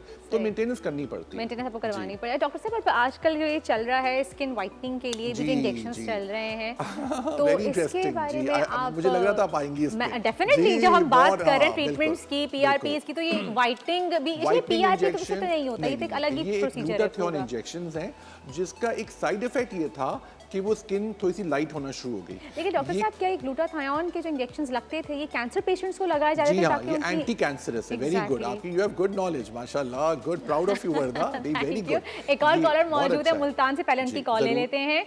हेलो, अस्सलाम वालेकुम। वालेकुम सलाम जी, मुझे डॉक्टर साहब से बात करनी जी, है। जी, बात अस्सलाम कीजिए। वालेकुम। जी मुल्तान, वालेकुम हाय, मुझे सलाम। मुल्तानी जी, हलवा मेरी याद बेटी आ रहा है है, 14 बहुत years मजे का होता है। जी फरमाइए। जी जी, मेरी बेटी है 14 इयर्स की ना, ठीक है तो उसकी फुल उसकी बॉडी पर ना दाने हैं। जी, ठीक है। अच्छा देखिए, वो दाने जी। जो है 14 ईयर की एज में, क्योंकि हार्मोनल चेंजेस आ रहे होते हैं ना लड़के लड़कियों लेकिन में। जी, लेकिन उसका प्रॉब्लम ये है कि उसना सर्दियों में कोई वूल का ड्रेस नहीं पहन सकती। उसको ठीक है, एलर्जी तो नहीं अच्छा उसको ये मुझे, itching शुरू हो जाती है। जी। इवन वो बिल्कुल लाइट ड्रेस पहनती है गर्मियों में, और सर्दी चाहे जितनी भी हो, हालांकि मुल्तान में बहुत सर्दी है, और इस Right. वजह से वो बिल्कुल लाइट ड्रेस पहनती है। अच्छा ये मुझे बताइए, को खारिश भी रहती है जहाँ पे ऐसा रेशमी कपड़ा लगता है? जी खारिश नहीं है, लेकिन ये कि उसके दाने जो ना रेड हो जाते हैं। अच्छा, आपकी फैमिली में किसी को दमे की शिकायत है, सांस का प्रॉब्लम, एलर्जीज वगैरह? जी बिल्कुल नहीं है, कोई प्रॉब्लम नहीं है ठीक किसी है। को। अच्छा देखिए, मैं तो आपको सबसे पहले कहूँगा कि एक बच्ची का स्टूल डीआर कराइए। बाहर का कितना खाती है बच्ची, कभी कभी पेट में कीड़ों की वजह से भी ये मसला हो सकता है, जो आप मुझे बता रही हैं। दूसरा जी, ये बाहर है, का- जी कम ही लेती है, लेकिन ये अच्छा, जो ये प्रॉब्लम जान नहीं रहा। एक वैसे स्टूल डीआर करा लीजिए, ठीक है ना। स्टमक वर्म्स होंगे तो डीवर्म कर देंगे आपके डॉक्टर। दूसरा मैं आपको बताऊंगा कि एक ल्यूब्रिकेट लोशन आ रहा है और कैलामीन लोशन आ रहा है, दोनों बड़ी आसानी से मिल जाएंगे। इनको मिक्स करके बॉडी पे लगाएं, और फिर उसके ऊपर जो भी इनर वेयर पहने वो कॉटन का हो, उसके ऊपर अगर रेशमी पहनना चाहें, लेकिन जो कपड़ा जिस्म को टच कर रहा हो वो कॉटन का हो, बगैर कलफ के। ये ज़रा ख्याल रखिएगा। अच्छा, जैम, जेलीज, मार्मलेट्स, मेयोनीज, मस्टर्ड, जो भी ऐसी चीज़ें जिसमें रंग होता है, प्रिजर्वेटिव्स है, वो अवॉइड करें, ठीक है। विटामिन खा रही है बच्ची? नहीं, हाँ, विटामिन आप ज़रूर दीजिए। मैं कहूँगा कोई, अब माशाल्लाह 14 साल की हो गई है, कोई विटामिन ऐसी चीज़ में जिंक, सेलेनियम, विटामिन सी ज़्यादा हो, वो ज़रूर दें, नाश्ता ज़रूर कराया करें। मुल्तान तो करीब आ जाएं, कराची हमें दिखा दीजिए T1 के तवज्जुह से, तो मोस्ट डॉक्टर वेलकम। साहब एक मैं सवाल करना चाहूंगी, आपने कहा रंग वाली चीजें ना खाएं, जी। तो अगर बिरयानी वगैरह बनाती है, जी, जर्दा बनाती जी, है घर में, बिल्कुल। तो ये समझ के ना खिला दें कि घर का ही है, बिल्कुल, उसमें भी ये तो रंग उनके होता लिए है, जी। बगैर रंग का निकाल दें अलग से। सफ़ेद पोर्शन निकालें अलग बिरयानी करके का, खाएं, सही। और जर्दा तो अवॉइड ही करें, मगर वाइट नॉर्मल जर्दे का रंग मत डालें ना उसके रंग ना अंदर। डालें। जैम, जेली, टोमेटो केचप, जिसमें भी कलर्स होते हैं ना, वो उसको बढ़ा सकते हैं। Preservatives देखिए इसमें हमें शामिल हमें हैं। इसको कंट्रोल करना होता है ना। सिंपल पाउच और पैकेट्स में और जी। कैन में जो चीजें आती हैं वो अवॉइड Avoid कीजिए, करें। बच्ची को घर बच्चों वाला को घर का खाना खिलाइए। बनाइए, Simple। कोशिश करें घर में नॉर्मल घर के मसाले भी हों तो वो अच्छा रहता है। सही, बहुत बहुत शुक्रिया आपकी कॉल करने का डियर। अगर आप चाहें दिखाएं डॉक्टर काशिफ को, तो जी, कराची बिल्कुल। आके आप उनको दिखा भी सकती हैं। जी डॉक्टर काशिफ, तो हम जी। बात कर रहे थे ग्लूटाथायोन के जी, इंजेक्शंस ग्लूटाथायोन की। इंजेक्शंस जो हैं वो एक्चुअली बिल्कुल हमने सीखा एंटी कैंसरस है। अच्छा, लेकिन ये इसका एक साइड इफेक्ट है कि लाइट करता है आपकी स्किन को। अच्छा, अब लोगों ने इसको ज़्यादा इस्तेमाल करना शुरू कर दिया। अब देखिए हर चीज़ का इस्तेमाल ज़्यादा क्या होता है कि आपके लिवर पे इफेक्ट कर सकता है, विटामिन डी कम कर सकता है। सो मैं कोशिश करता हूँ कि पहले तो ब्लड टेस्ट कराऊं, फिर मैं पेशेंट को काउंसिल करता हूँ कि देखिए इसमें मिरेकल नहीं है, आप समझेंगे आप बिल्कुल अंग्रेज़ वाला कॉम्प्लेक्शन हो जाएगा, ऐसी बात नहीं है। बहुत लाइट हल्के हल्के होता है, कभी कभी कुछ केसेस में बहुत ज़्यादा फ़र्क नहीं भी पड़ता, हम इसे विटामिन सी भी ऐड करते हैं, लेकिन मैं पहले काउंसिल करता हूँ। देखिए महंगी चीज़ है, लेट्स बी रियल। चलें जी, एक और कॉलर मौजूद है हमारे साथ, हुमैरा कराची से। हेलो, अस्सलाम वालेकुम हुमैरा। वालेकुम सलाम। जी हुमैरा, कैसी हैं आप और क्या सवाल करना चाहेंगी? ये अल्लाह का शुक्र है, और आप कैसी हैं? हम बिल्कुल ठीक हैं अल्हम्दुलिल्लाह। जी, क्या सवाल है मुझे ये आपका? पूछना था कि मेरे फेस पर ना ब्लैक ब्लैक ना जैसे रेडिश होती है, रेड जैसे स्किन होते हैं, फिर वो ब्लैक बन जाते हैं। ठीक है। अच्छा, उसमें खारिश है मैम, आपको इचिंग होती नहीं, है? खारिश नहीं है। ठीक है। अच्छा, ये मुझे बताइए कि ये आपको कब से हुआ हुआ है? ये हो गए मुझे 2 साल हो गए शायद। मैम आप अगर आके दिखा दें मुझे क्लिनिक पे, और अगर हो सके तो इसकी तस्वीर खींच के ले आएं तो मैं उस पर देख लूँगा, ठीक है ना। लेकिन मुझे आपको रियल में आपको आना पड़ेगा। कराची clinics- में ही जी है, तो आ कराची में, तो सकती आप हैं। एनीवेयर मेरी आप क्लिनिक पे आ सकती हैं। आपको जो भी करीब पड़ता है, डिफेंस में, गुलशन में, तीन हट्टी पे, north Nazimabad, I am everywhere. तीन हट्टी पर कहाँ की साइड है? बिल्कुल तीन बिल्कुल हट्टी पर मेन कहाँ की साइड है? तीन हट्टी का जो मज़ार है उसके बराबर में ही तस्वीर लगी है, बस वहाँ पे आ जाइए संडे को 6 से 7, तो आप मोस्ट वेलकम। क्योंकि आप और तस्वीर खींच के ले आएगा तो मुझे एक आइडिया हो जाएगा कि आपसे मिलके आपसे कुछ डिस्कस करके मैं पूछूंगा कि ये आपको किस तरह से। सही, चलें जी, thank you so much for calling Humaira. आप बेहतर है, मैं सजेस्ट करूंगी जी, कि डॉक्टर काशिफ को बिल्कुल। खुद विजिट करके उनको जी चेकअप हाँ, करवा बिल्कुल, लीजिए, ज़्यादा बिल्कुल। बेहतर ट्रीटमेंट हो जाएगा आपको। जैसे डॉक्टर काशिफ ने कहा कि वो कराची में हर जगह फैले हुए हैं, तो आसानी आपको किसी ना किसी क्लिनिक पे मिल ही जाएंगे। बिल्कुल, और नंबर आप PCR से ले सकती हैं इनका, आप फिर कॉन्टैक्ट कर लीजिएगा इनको। जनाब, इस वक्त हम एक ब्रेक की तरफ चलते हैं, ब्रेक से वापस आएंगे और डॉक्टर काशिफ हमारे साथ मौजूद हैं, और फिर हमें ज्वाइन करेंगी मुनीज़ा। और मुझे एक देख के लग रहा है कि वो सर्दियों की कोई अच्छी सी सौगात बना रही हैं, तो ब्रेक के बाद जानते हैं।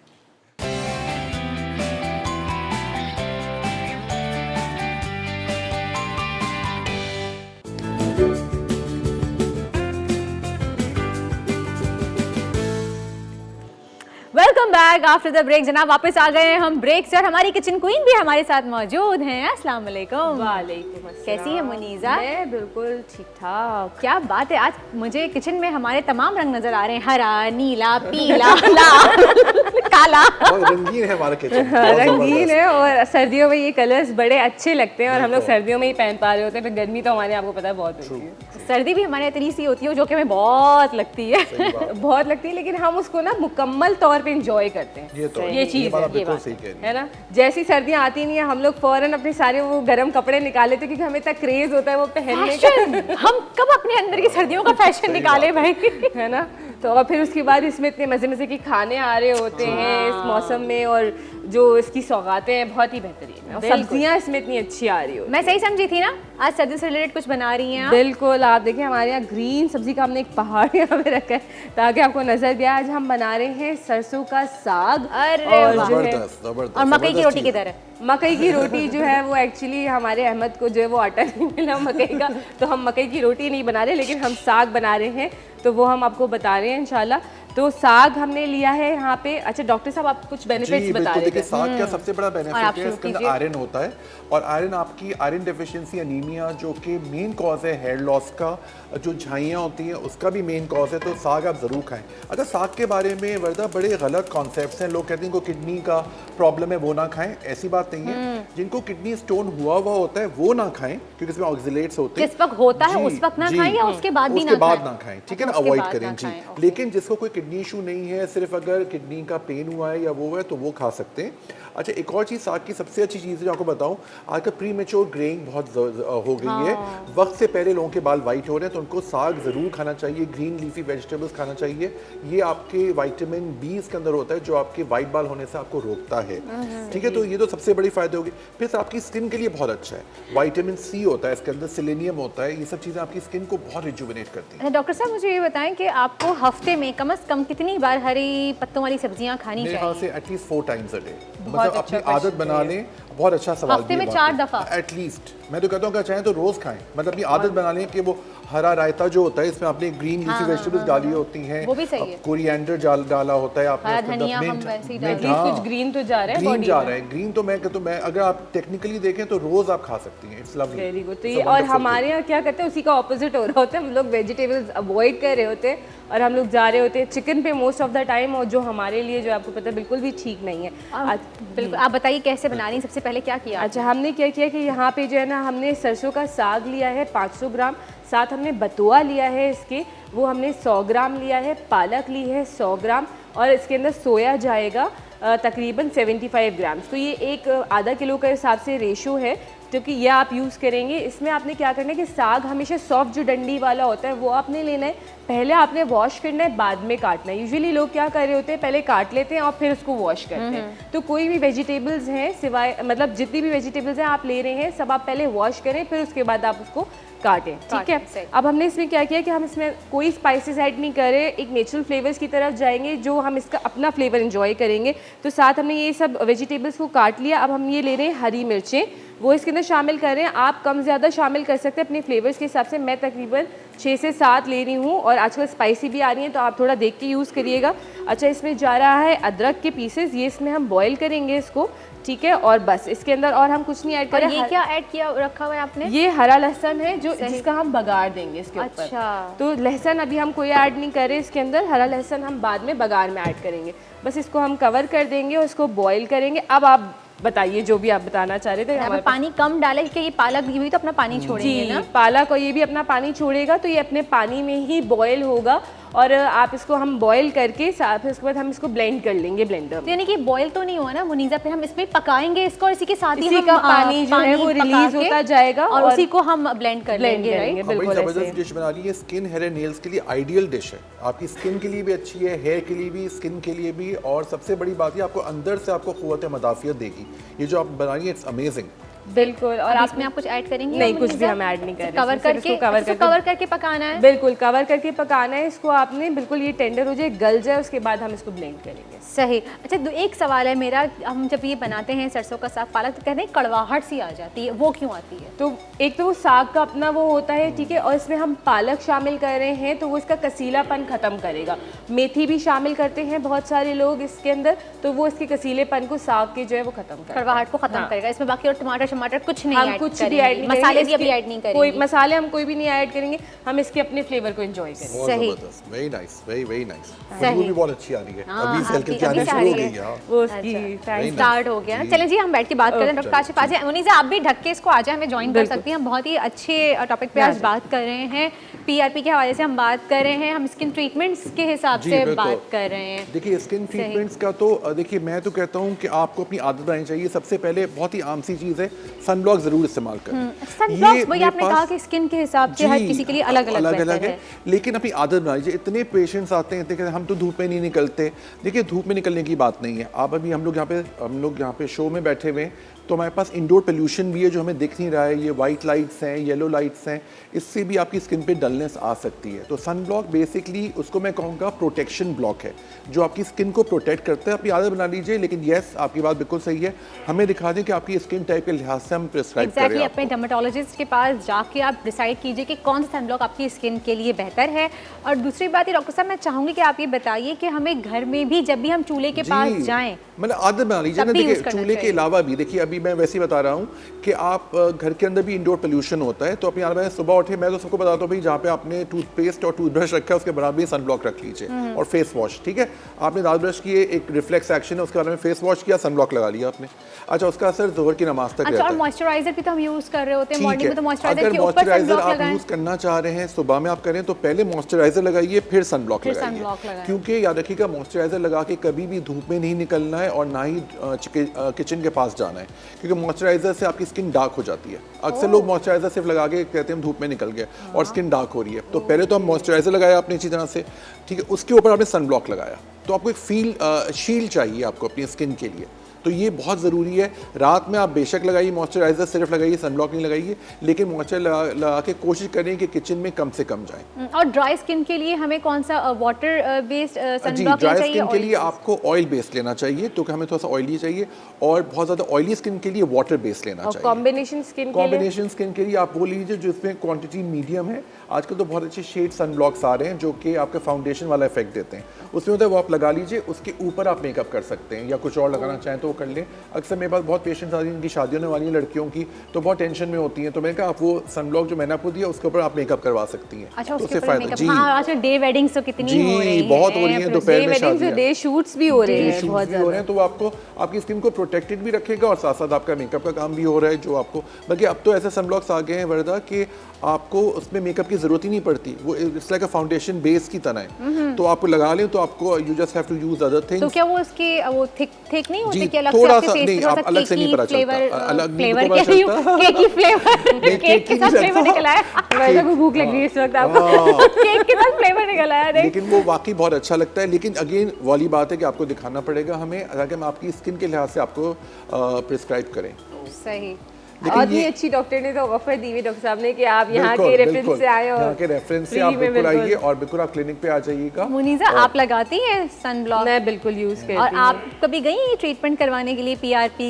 नहीं, मैंने सच कोई ट्रीटमेंट नहीं करा, लेकिन आज उन्होंने ऑफर दिए तो मैं फिर आती हूँ आपके बिल्कुल पास। मोस्ट वेलकम, ज़रूर आइएगा। और आपको मैं बहुत रियलिस्टिक ट्रीटमेंट्स बताता हूँ। देखिए सबसे इंपॉर्टेंट चीज़ होती है कि हमें रियलिज्म के साथ काम करना चाहिए, वो ट्रीटमेंट जो अफोर्डेबल हो, लेकिन यस ये बता दूँ कोई भी ट्रीटमेंट परमानेंट नहीं है।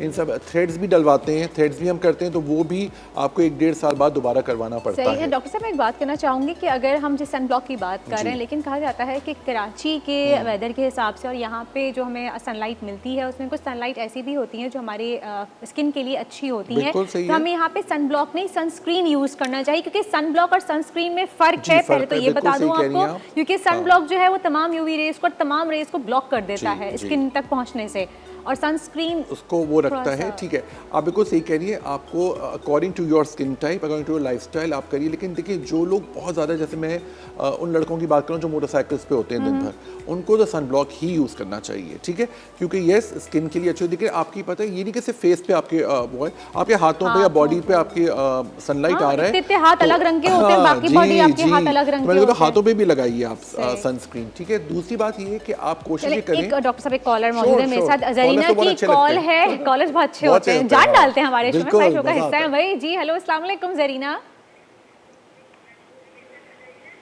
हेलो, अस्सलाम वालेकुम वर्दा। वालेकुम अस्सलाम जरीना, वालेकुम प्लीज। सलाम, क्या हाल है वर्दा? बिल्कुल ठीक जरीना, आप कैसी हैं? क्या हाल है, ठीक हो? अल्लाह का शुक्र, अल्हम्दुलिल्लाह। आप बताएं कैसी हैं, क्या हाल है, कैसा गुजरा है नया साल?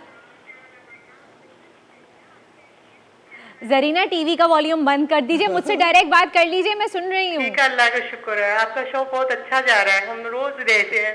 बहुत बहुत शुक्रिया आपका। जरीना, कोई सवाल करना चाहेंगी डॉक्टर काशिफ से?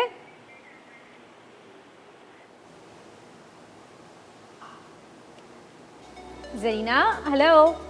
वो कॉल ड्रॉप हो गई है। अच्छा जी, प्लीज़ मेरी एक रिक्वेस्ट है तमाम कॉलर्स से, जो लोग भी हमें कॉल करते हैं अपने टीवी का वॉल्यूम बंद कर दिया कीजिए, फ़ोन पे ही हमसे बात किया कीजिए, क्योंकि जो फिर डिले आता है उसकी वजह से कॉल्स ड्रॉप हो जाती हैं। एक ब्रेक का वक्त हो गया है, एक ब्रेक की तरफ चलते हैं, ब्रेक से वापस आएंगे और फिर हम देखेंगे साग हमारा कहाँ तक पहुँचा।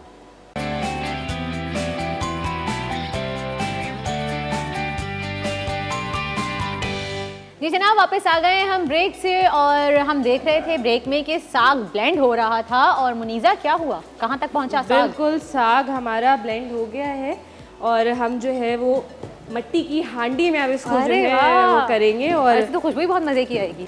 जी, और मट्टी की हांडी में जब साग को बनाया जाता है ना तो वो बहुत ज़्यादा और फ्लेवरफुल बनता है, और जो है इसमें जो है फ्लेवर्स जनरेट होते हैं इसके साथ। और मट्टी की हांडी में वैसे भी खाना जो है ना ज़्यादा अच्छा और आप मज़े कुछ का भी बनता है। बनाएं, चाहे वो हांडी तो खैर हांडी होती है, मट्टी की हांडी में आप अगर चने की दाल गोश्त बनाएं, आलू गोश्त बनाएं, आप कोई दाल बनाएं तो बहुत मज़े का फ्लेवर बहुत आता अच्छा है। एक वो सोंधी सी स्मेल आती है, बहुत अच्छी ना, बहुत अच्छी वो डॉक्टर आता है साहब aroma। Health point of view से बताएं कि मट्टी की हांडी हमारे लिए कितनी जी देखिए बहुत अच्छी होती important है, क्योंकि इसके अंदर अपने मिनरल्स होते हैं, तो वो मिनरल्स भी काफ़ी हद तक खाने में मिल जाते हैं, तो वो हेल्प करता है हमें। बिकॉज देखिए अगर जो आजकल यूटेंसिल्स यूज़ करते हैं उसमें कोई मिनरल नहीं होता, इसमें क्योंकि मिट्टी की बनी हुई है ये, तो मिट्टी के जो अपने मिनरल्स होते हैं वो आपको और हेल्प करते हैं, फिर इसका टेस्ट और अच्छा हो जाता है। और आपको पता है रिसर्च भी आ रही है दोबारा से, ये मिट्टी के क्ले के पॉट्स आप देखिए बिल्कुल, बहुत आप सही कह अच्छे रही अच्छे हैं। स्टाइल में प्रॉपर पतीलियों की शेप में क्ले पॉट्स हाँ। मिलना शुरू हो गए Because हैं, वो कॉपर आपके- के जी। मिलना शुरू हो गए। कहा जा रहा है कि उसमें खाना पकाएं क्योंकि ये एंटी कैंसरस भी beneficial होता है beneficial ना, है एंटी health के कैंसरस लिए। भी है। और देखिए वाली बात है, अगर वर्दा आप देखें हम सब पुरानी चीज़ों पे जा रहे हैं दोबारा,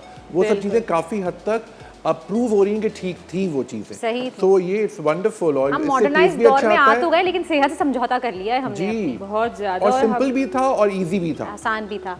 सही। और मुनीजा ये क्या नॉन मसाले, स्टिक्स की तरफ जो हम गए। मुनीजा क्या जी। डाला हमने मसाले बताओ। अच्छा, मसाले में हमने इसमें नमक शामिल किया है, इसके अलावा और कुछ शामिल नहीं किया अभी।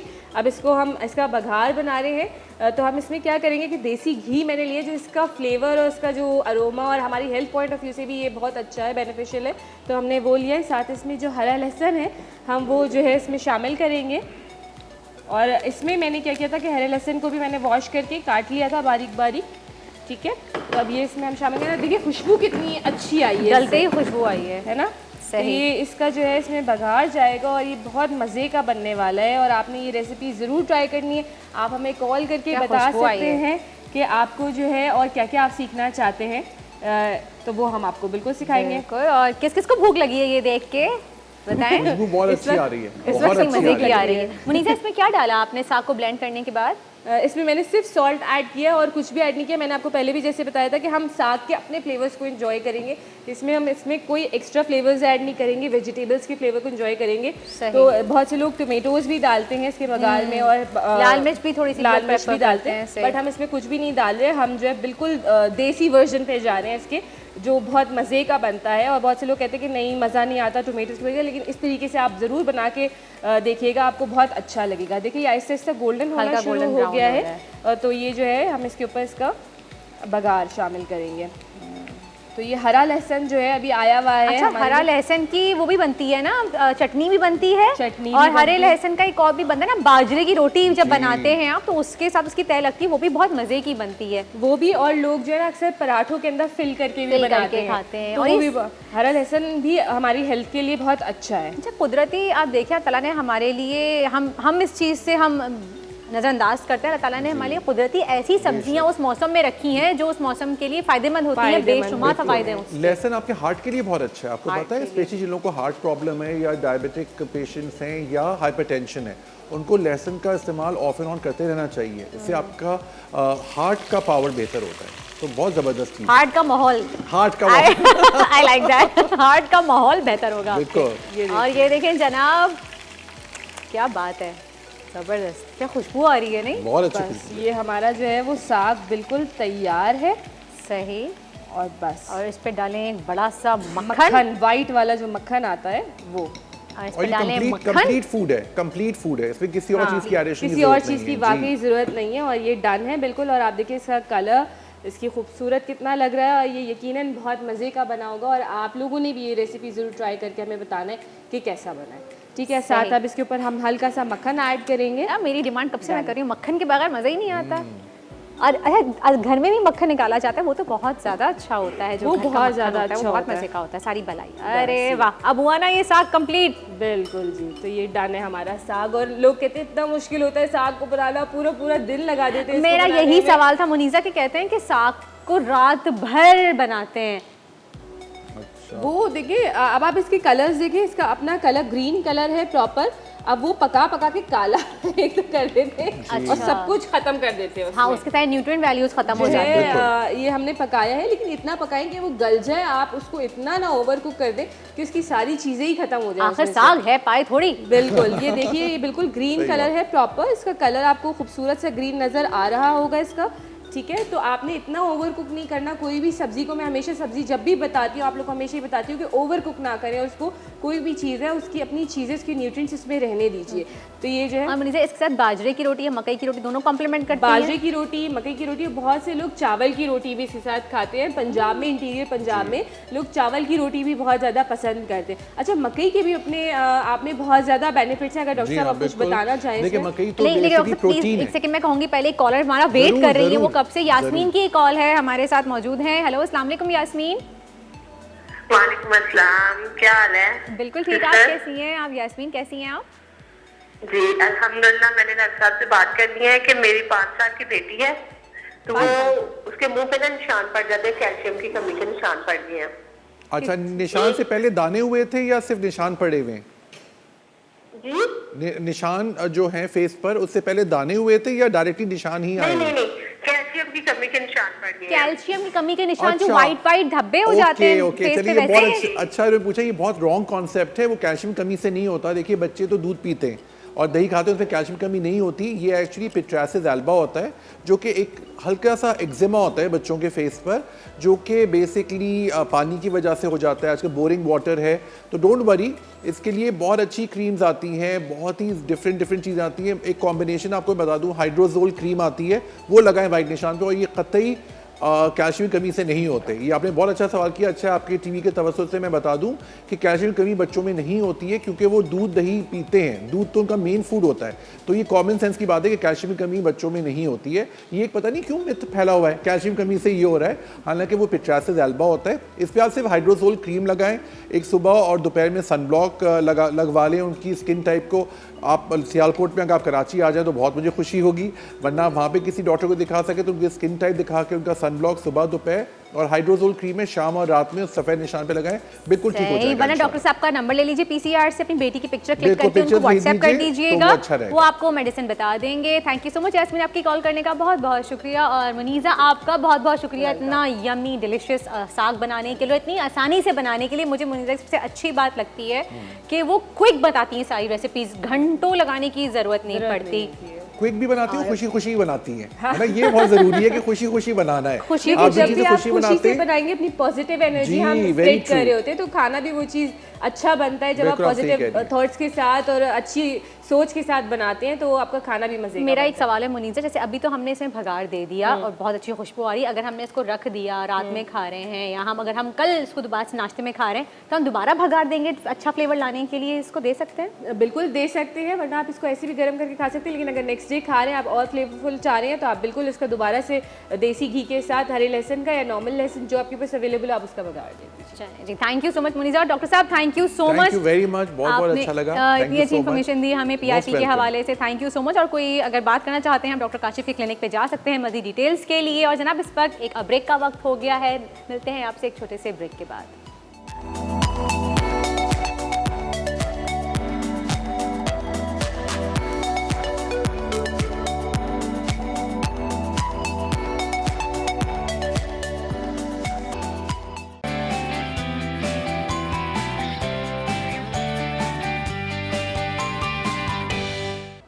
जी जनाब, वापस आ गए हैं हम ब्रेक से, और अब हम बात करेंगे उस बारे में, जैसे मैंने आपसे स्टार्ट में भी कहा था कि हर घर में वो मसला मौजूद है, लेकिन हम उस चीज़ को रेक्टिफाई करने की कोशिश नहीं करते। वो क्या है? वो आप में भी है, वो मेरे में भी है, और मेरे सराउंडिंग्स में भी बहुत सारे लोग ऐसे हैं जिनको बहुत ज़्यादा आता है गुस्सा। गुस्सा क्यों आता है? गुस्से में हम हमेशा अपना नुकसान करते हैं। मैं हमेशा ही कहूँगी कि जब भी गुस्से में कोई डिसीजन लिया जाता है वो आपके लिए गलत साबित होता है, इसलिए गुस्सा इस्लाम में भी हराम करार दिया गया है और कहा गया है कि गुस्से में या जल्दबाजी में, जज्बात में आके कोई फ़ैसला ना करें। तो ऐसा क्यों होता है कि हम गुस्से में काबू नहीं पा सकते?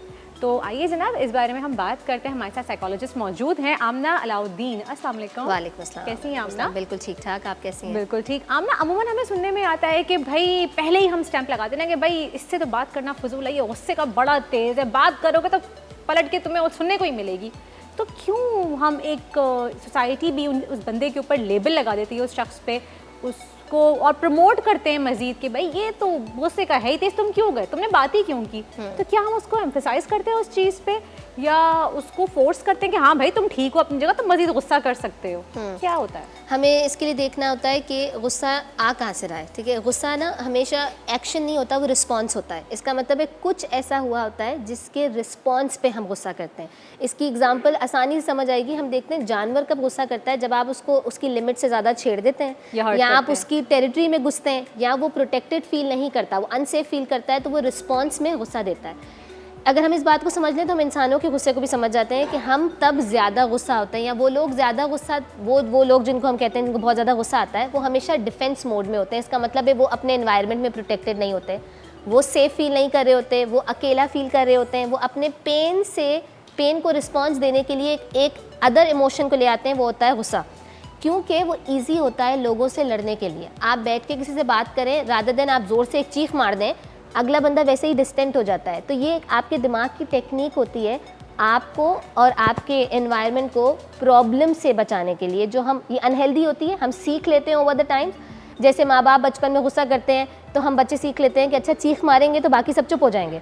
हमें समझ आ जाता है कि शायद गुस्सा करने से हम अपने आप को बचा सकते हैं। तो क्या कहीं माँ बाप की भी गलती होती है कि अगर बच्चा बचपन में ही गुस्सा ज़्यादा कर रहा है, चीख रहा है या रूड हो रहा है, तो उसको और मज़ीद पैम्पर्ड करना कि चलो अच्छा चलो चलो छोड़ो, मेरा बच्चा है, इसको तो गुस्सा आ गया भाई, तो क्या ये गलत है तरीका बिल्कुल गलत है, क्योंकि फिर इस तरह तो आप उस बिहेवियर को लर्न करा रहे हैं। वो बिहेवियर जो ऑलरेडी मेल एडजस्टेड है, जो ख़राब है, आप उसको और ज़्यादा सराहा रहे हैं ताकि वो और इंक्रीज़ हो। और इसीलिए हम देखते हैं जिन बच्चों को गुस्से में हम इतना पैम्पर कर देते हैं, वही वो बच्चे होते हैं जो पैटर्न सीख लेते हैं, और वही वो अडल्ट होते हैं जिनके ऊपर हम वो लेबल लगाते हैं कि ये तो बचपन से ही बहुत गुस्से वाला था और ये तो है ही गुस्से वाला इंसान। गुस्सा तो इसकी हर वक्त नाक पे बैठा रहता है। हाँ, यस। और इससे दूसरी बात जो हमें समझ आती है, जो लोगों को समझनी चाहिए, इसके गुस्से वाला बंदा कभी भी हम डरते हैं ना कि ये गुस्से वाला है। गुस्से वाला बंदा असल में अंदर से बहुत नाजुक लोग होते हैं। वो लोग होते हैं जो असल में अपने आप को किसी वजह से प्रोटेक्ट करना चाहते हैं, जो वो नहीं कर पाते, तो उनका रिस्पॉन्स जो आता है वो ये आता है कि वो बहुत चीख चिल्ला के करना चाहते हैं कि सब मेरी बात सुन लें।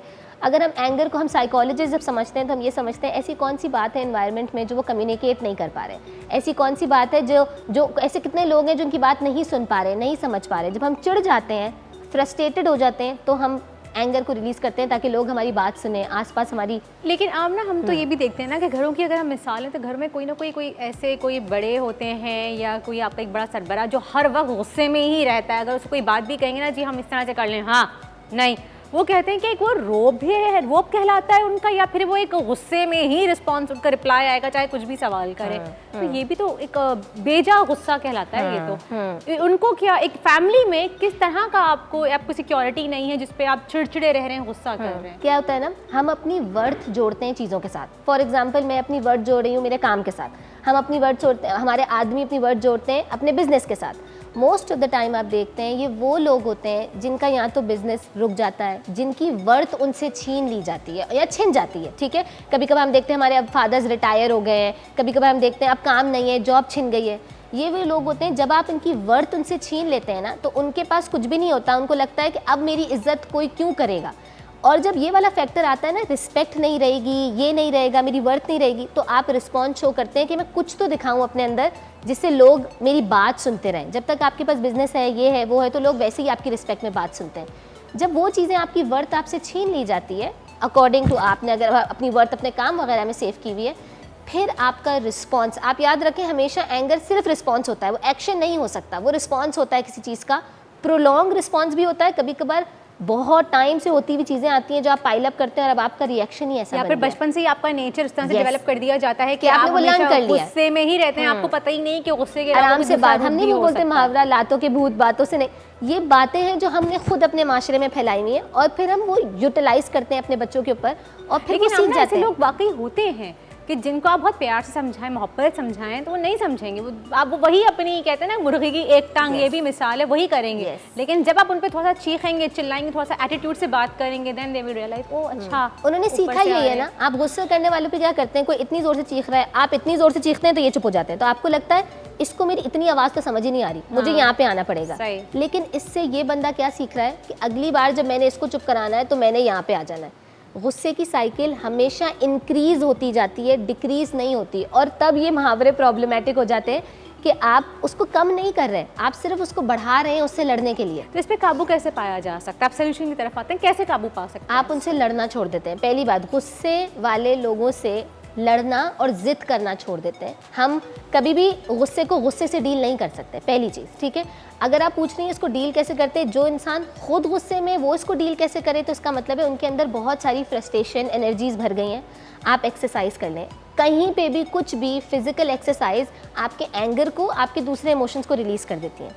दूसरी बात जो मुझे लगता है बहुत फ़ायदा देती है, आप बैठ के कुछ लिख लें, स्क्रिपल कर लें। लोग कहते हैं हमें लिखना नहीं आता, या हम नहीं कह रहे कि आप बहुत स्क्रिप्ट्स लिखें, पर आप स्क्रिपल कर लें, आप पेन और पेपर का इस्तेमाल करें और पेन डाउन करना शुरू कुछ करें। भी आपको ड्रॉ कर लें, जो भी आपके ज़हन में आ रहा है, लिखना है, लिखें। आर्ट थेरेपीज के थ्रू कराते हैं कि हम कलर्स करा रहे हैं, पेंट्स करा रहे हैं, आप मेसी करा रहे हैं चीज़ें, ताकि वो एनर्जी आपकी पेपर के ऊपर आ जाए, वो कहीं से रिलीज़ हो जाए। ये भी बहुत ज़्यादा अच्छा तरीका होता है। दूसरा, हम दिखाते हैं डिस्ट्रैक्टिंग टेक्निक सिखाते हैं उसको जिसको गुस्सा बहुत आता है। इसका मतलब है गुस्सा ना टारगेट होता है किसी एक बंदे पे, मुझे आपने कुछ किया है, मैं आपको रिस्पॉन्स में गुस्सा करूँगी।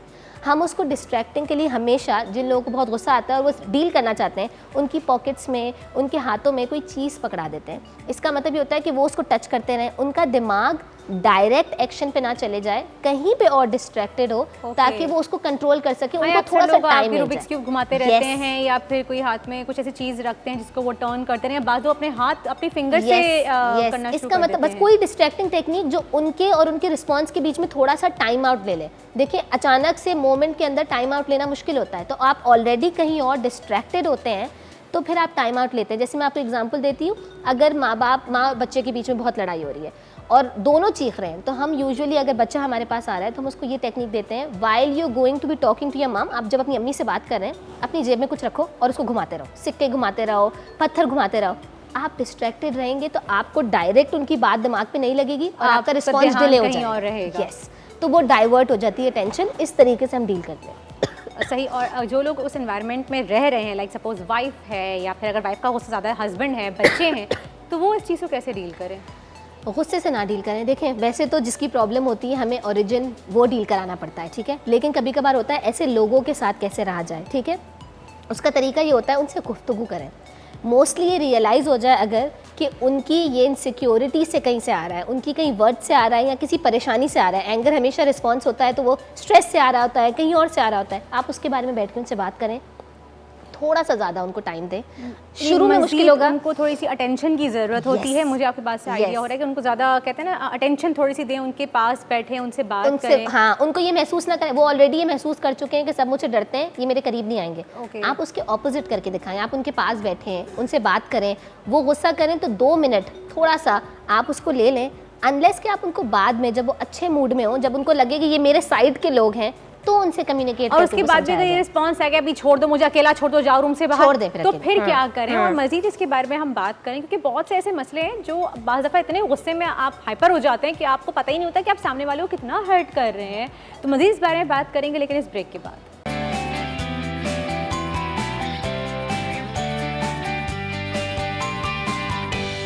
जी जनाब, वापस आ गए हम ब्रेक से, और ये कितना ऐसा टॉपिक है कि मैंने कहा कि जैसे कि हर घर में ये मसला है, हर घर में कोई ना कोई हमें एक ऐसा मिलता है शख्स जो गुस्से का बहुत तेज़ होता है। तो ब्रेक पे भी हम वही बात कर रहे थे। ब्रेक पे जाने से पहले मैंने आमना आपसे एक सवाल किया था कि आपने कहा कि हमें गुस्से में, जो शख्स गुस्से में है उससे बात करनी चाहिए, और लेकिन एक पलट के आवाज़ आई कि अभी मुझे अकेला छोड़ दो, मुझे किसी से बात नहीं करनी, कमरे से बाहर चले जाओ, फिर हम क्या करें? देखिए, जब मैं कह रही हूँ कि गुस्सा एक रिस्पॉन्स है, तो इसका मतलब है ये वो लोग होते हैं जो मोस्टली अपनी बात बोलना चाहते हैं, ठीक है। हम प्रॉब्लम ये करते हैं जब ये वाला डिफेंसिव मोड आ जाता है कि हम उनसे पूछते हैं कि आप गुस्सा मत करें, आप गुस्से में क्यों हैं, या बताएं क्या हुआ है।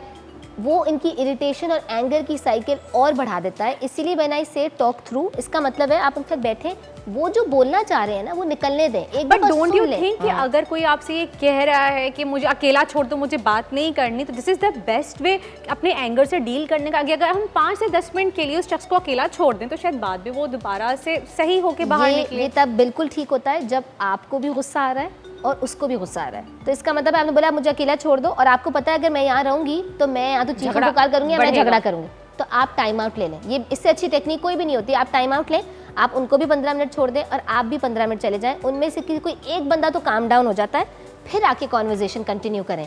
लेकिन अगर एक ही बंदा गुस्सा है और वो बहुत ज़्यादा हाइपर हो रहा है, देन आप उसके बाद बैठ जाएं, उसको पानी प्रोवाइड करें, फैसिलिटी प्रोवाइड करें। देखें, एंगर हमेशा प्रोटेक्शन से आता है। इसका मतलब है वो कुछ कहना चाह रहे हैं, समझाना चाह रहे हैं, समझा नहीं पा रहे। या कॉन्फ्लिक्ट कहीं क्वेश्चंस दो मत बातों करें में। बहुत ज़्यादा, specially when someone is angry, क्योंकि उस वक्त आपके क्वेश्चन करने से सिर्फ फायर होगा, सोल्यूशन नहीं निकलेगा। और रिश्ते ही बिगड़ जाते हैं, Yes. रिलेशंस खराब हो जाते हैं। गुस्से में, जैसे हम बात कर रहे थे कि गुस्से में ऐसे डिसीजंस ले लिए जाते हैं Yes, कि हाँ। घर बर्बाद हो जाते Yes. हैं। मुझे आप ना ये बताइए कि अगर किसी घर में, चाहे वो मर्द हो चाहे वो औरत हो, बहुत ज़्यादा कोई गुस्से वाला है, तो उससे घर के माहौल पे क्या असर पड़ता है और बच्चों पे क्या असर पड़ता है? देखिए, एक तो जब आप गुस्सा करेंगे, चीखम पुकार होती रहेगी, घर की एनर्जी ख़राब हो जाती है। आप घर में खुद सेफ नहीं महसूस करते हैं, घर में चिड़चिड़ाहटपन, हम कहते हैं हमें बेचैनी हो रही है, ये सब इन्वायरमेंट में जा रहा है। पहली चीज़ तो ये।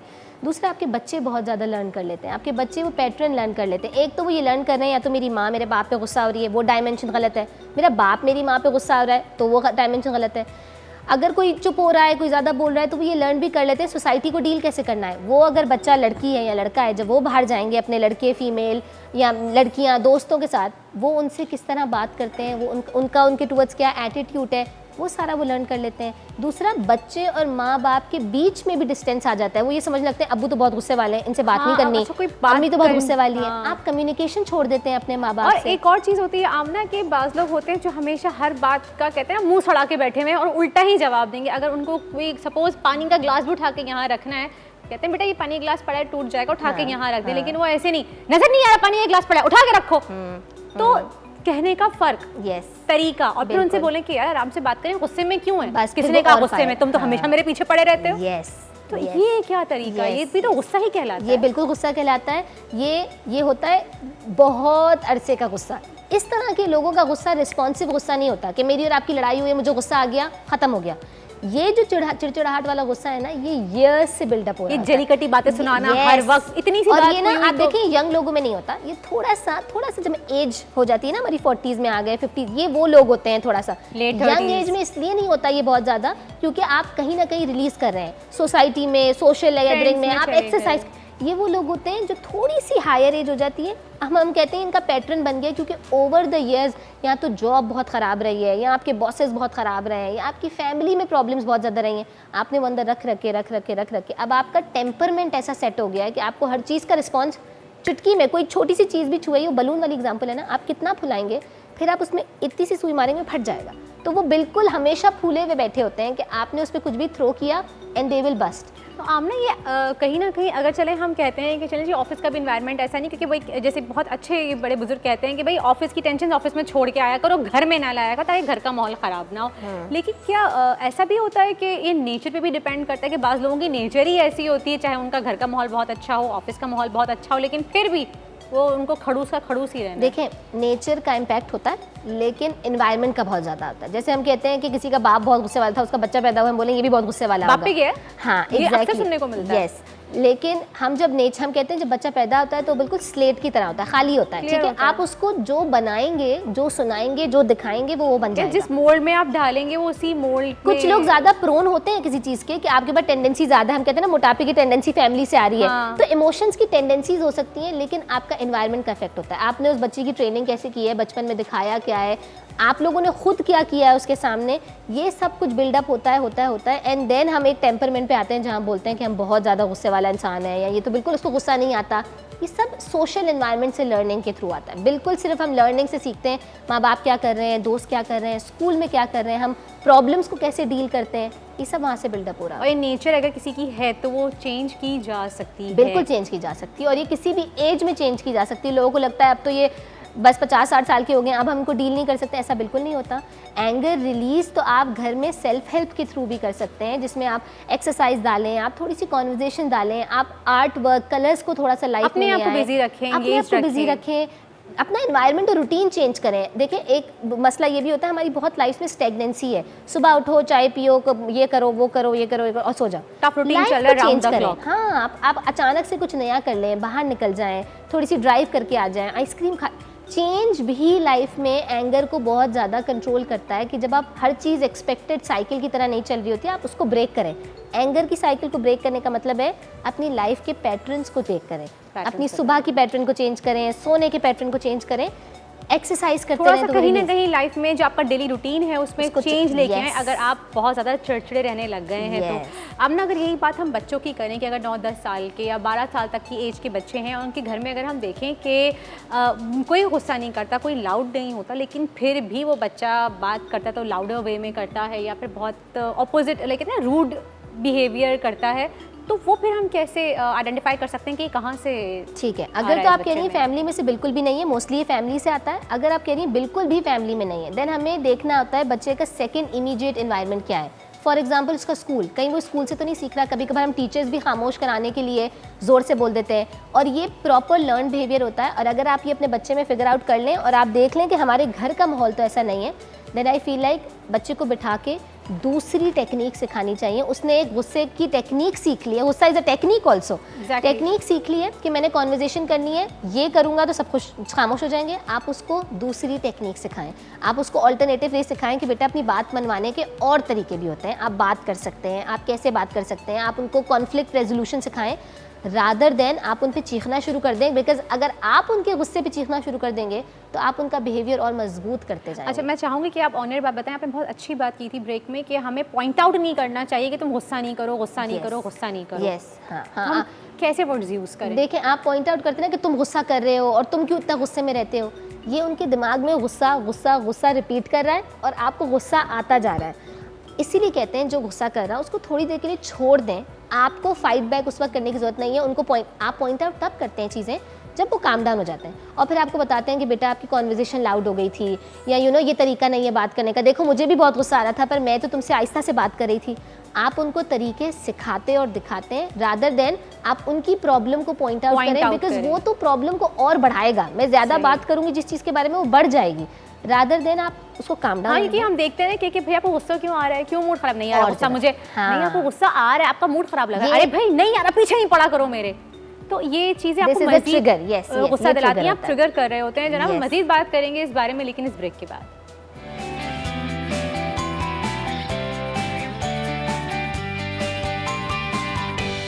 जी जनाब वापस आ गए हम ब्रेक से और इतनी अहम गुफ्तगू जारी है गुस्से को लेके, क्योंकि गुस्सा एक बहुत बुरी आदत है और बहुत बुरी बीमारी है। ये बीमारी भी कह सकते हैं, इसको बीमारी नहीं है, ये आदत है। गुस्सा करना बहुत बुरी आदत है। अच्छा जी, हम बात कर रहे थे कि आप में जैसे हमने बात की कि बहुत से लोग होते हैं जो गुस्सा करते हैं और चीज़ों की तोड़ फोड़ करते हैं। हाथ में गिलास है तो वही उठा के फेंक दिया, अपने महंगे महंगे मोबाइल गुस्से में आके तोड़ देते हैं। तो ये क्या ये अटेंशन लेने की कोशिश कर रहे होते हैं या अपनी या क्योंकि ऐसा तो पॉसिबल नहीं हो सकता ना कि अगर आपने 6 गिलास तोड़े तो आपका गुस्सा ज़्यादा डबल है। तो क्यों करते हैं चीज़ों की तोड़ फोड़, क्यों करते हैं गुस्से में आके, इस हद तक क्यों पहुँचते हैं? जितनी ज़्यादा ये बढ़ती जाएगी ना उतना ज़्यादा आपको ये समझ आते रहना चाहिए कि इनका बलून उतना ज़्यादा बड़ा है। इसका मतलब है इतना ज़्यादा वो फ्रस्ट्रेटेड हैं किसी चीज़ से। जब आप कह रही हैं इस नौबत तक बात आ गई है कि उनके हाथ में कोई चीज़ आएगी और वो उठा के फेंक देंगे, इसका मतलब है कि उनका level of, and this is why I talk about कि आप गुस्से को ऐसे डील ही नहीं कर सकते कि आप उनको उस वक्त संभालें, क्योंकि आपको रियलाइज़ करना है उस वक्त तो वो रिलीज़ कर रहे हैं और रिलीज़ मुझे पता है बहुत प्रॉब्लमेटिक होता है। हम किसी को नुकसान पहुंचा सकते हैं, हम बातें इस तरह की कर देते हैं, हाथ भी उठा लेते हैं, इसीलिए हम उसको जस्टिफाई नहीं कर रहे। गुस्सा बिल्कुल गलत है, आपको उसको कंट्रोल करना चाहिए और आपको सीखना चाहिए, चाहे वो अटेंशन सीकिंग बिहेवियर से आ रहा हो या चाहे वो फ्रस्ट्रेशन से आ रहा हो। लेकिन जब भी हम किसी प्रॉब्लम को डील करने की बात करते हैं तो हम कहते हैं उसको समझना ज़रूरी है, उस प्रॉब्लम को समझना ज़रूरी है, हमें गुस्से को समझना ज़रूरी है कि वो कहाँ से आ रहा है, क्यों आ रहा है। हम अब्यूज़िव साइकिल्स देखते हैं फैमिली के अंदर भी, जिसमें हाथ उठा रहे हैं एक दूसरे के ऊपर और लड़ाई झगड़ा चीखम पुकार हो रही है। हमने देखना होता है वो कहाँ से आ रही है। अचानक ऐसा नहीं हो सकता कि आप एक दिन उठे और आप बहुत गुस्से वाले इंसान हैं। आपने भी जैसे ये बात बोली कि हम देखते हैं कुछ लोग गुस्से वाले होते हैं, ओवर द टाइम हम उनको बोल देते हैं गुस्से वाले। इसका मतलब है ये वो चीज़ है जो ओवर द टाइम बिल्डअप हो रही है, आप उसको अपने अंदर जमा करते जा रहे हैं। और ये तो उन लोगों के लिए भी, क्योंकि हम आज इसके बारे में बात कर रहे हैं, ये साइन है। अगर आपको भी लग रहा है कि आपके अंदर थोड़ी थोड़ी करवाहट आ रही है, आपको चीज़ें बुरी लगने लग गई हैं, आपको चिड़चिड़ापन आ रहा है, इसका मतलब है ये वो टाइम है जब आपका एंगर आपके अंदर बिल्डअप हो रहा है। ये अर्ली साइंस होते हैं कि आप उसको रिलीज़ करें, आप किसी से बात करें, आप प्रोफेशनल हेल्प ले लें। नहीं लेनी, आप सेल्फ हेल्प के थ्रू अपना रिलीज़ करना शुरू करें, वरना कुछ अरसे में आप भी वहाँ तक पहुँच जाएंगे, आपको पता भी नहीं चलेगा। एक और बात मैं आपसे करूँगी कि जो एंगर बर्दाश्त कर रहा है सामने वाला, जो जिसके ऊपर गुस्सा किया जा रहा है, एक तो इतना ज़्यादा गुस्सा भर जाता है कि जी अच्छा जी गुस्से में उन्होंने आप कुछ भी सुना दी बातें, आप छोड़ के चले गए, आप में थोड़ी देर बाद दोबारा नॉर्मल हो गए। तो क्या ये चीज़ सही है या फिर सामने वाले शख्स को एहसास दिलाना चाहिए, उस बंदे से थोड़ी नाराज़गी जाहिर करके कि नहीं जी आपने गलत किया है तो प्लीज़ अपने गुस्से को सही करें, फिर मुझसे आगे बात करें। तो मैं दोनों सूरत हाल पूछ रही हूँ आपसे, क्या सही है? देखें, एहसास दिलाना उस वक्त जब कोई गुस्से में है तब तो उसको, ये तो फ्लॉप हो गया, ये काम, ये तो प्रॉब्लम क्रिएट कर देगा मोर। हाँ, आपने अपने गुस्से का इजहार करना उस वक्त के जब वो काम डाउन हो गए, फिर आपने फ़ौरन से बात नहीं कर ली, आपने थोड़ा सा नाराज़गी शो कर दी, आपने बैठ के कॉन्वर्जेशन की कि आपने इतनी सारी बातें बोल दी और मैं बहुत ज़्यादा हर्ट हूँ। कॉन्वर्जेशन, कम्युनिकेशन करना बिल्कुल जायज़ है, करनी भी चाहिए, अगले बंदे को पता चले कि हाँ, आसपास के लोग डिस्टर्ब हो रहे हैं। क्योंकि अमूमन आमना ये बात मैंने इसलिए उठाई क्योंकि हमारी सोसाइटी में बहुत सुनने में आता है जी इसको तो तलाक हो गई है, तलाक है, मैं तो गुस्से में तलाक दे दी। तो फिर औरत को समझाया जाता है चलो जी गुस्से में था, गुस्से में तलाक दे दी, हम मौलवी साहब के पास जाते हैं, हम कोई सोल्यूशन निकाल लेते हैं। तो क्या ये चीज़ सही है कि आपको प्यार मोहब्बत से तो तलाक नहीं दी? उन चीज़ों पे कॉम्प्रोमाइज़ तब करना चाहिए जब वो बंदा विलिंग हो कि मैं अपने गुस्से को डील करने के लिए रेडी हूँ। अगर तो वो वापस डील करने के लिए रेडी नहीं है, वो कह रहा है मैं उसके लिए कोई हेल्प नहीं लेना चाहता, मैं खुद ही ठीक हो जाऊँगा, देन आई थिंक सो फिर ये वो कॉम्प्रोमाइज़ है जिसमें एक दफ़ा हुई है सिचुएशन, वो वापस हो जाएगी, फिर वो वापस हो जाएगी। हाँ, आप तब रिकनसाइल करते हैं और आप तब प्रॉब्लम को सोल्यूशन पे आते हैं जब एक बंदा जिसकी प्रॉब्लम है वो उसको डील करने के लिए रेडी हो और फिर आपका पार्टनर आपको सपोर्ट प्रोवाइड करे कि ठीक है तुम्हें 6 महीने लगेंगे, तुम्हें साल लगेगा, तुम्हें 2 साल लगेगा, मैं तुम्हें सपोर्ट कर रही हूँ, मैं तुम्हें सपोर्ट कर रहा हूँ, लेकिन तुम उसको डील करने के लिए रेडी हो। आप डील करने के लिए नहीं रेडी, आप इससे बात करने के लिए नहीं रेडी और फिर आप सोच रहे हैं कि वापस सब कुछ ठीक हो जाए, देन आई थिंक एक दफ़ा ख़राब, 2 दफ़ा ख़राब, फिर बार बार तो ये पैटर्न बन जाएगा। लोगों को भी आदत हो जाती है कि ये अभी बोलेगा बाद में ठीक नहीं होगा। तो आई डोंट थिंक यही बात को मैं आगे बढ़ाऊंगी। जैसे आपने कहा कि भाई अभी गुस्सा किया, 2 मिनट बाद दोनों सही होगा, चाहे ये बहन भाई हो या आपके पेरेंट्स के साथ आपका रिलेशन हो, चाहे हस्बैंड वाइफ का रिलेशन हो, जी गुस्सा किया, बदतमीजी की 2 मिनट में सही हो गए, ऐसा बिहेव कर रहे हैं, कुछ नहीं। तो क्या ये चीज़ सही है कि आप सामने वाले को एक तरीके से बढ़ावा दे रहे हैं उसके गुस्से में कि चलो तुमने गुस्सा कर लिया, अब तुम नॉर्मल हो गए तो हम भी तुम्हारे साथ नॉर्मल है? तो क्या ये चीज़ सही है? नहीं, ये ठीक नहीं है, बिल्कुल भी ठीक नहीं है। आपको कॉन्वर्जेशन करनी होती है सही वक्त पे। हम जब गुस्से वाले लोगों की फैमिली को डील कर रहे होते हैं तो हम उनको ये बताते हैं रिस्पॉन्स सही टाइम पे देना चाहिए। यूजुअली क्या होता है, चीखम पुकार हो रही है, उसी के बीच में 4 लोग और चीखना शुरू कर रहे हैं, एनर्जी खराब हो गई और हो रही है। आप उसको निकालने दें। अगर आपने देख लिया है, मैं बिल्कुल भी नहीं कह रही कि आप उसको सपोर्ट करें, उस एनर्जी के वक्त कोई और एनर्जी आएगी तो वो सिर्फ ख़राब होगी, अनलेस कि उससे कोई ऊंची एनर्जी आ जाए, और वो भी अच्छी बात नहीं है।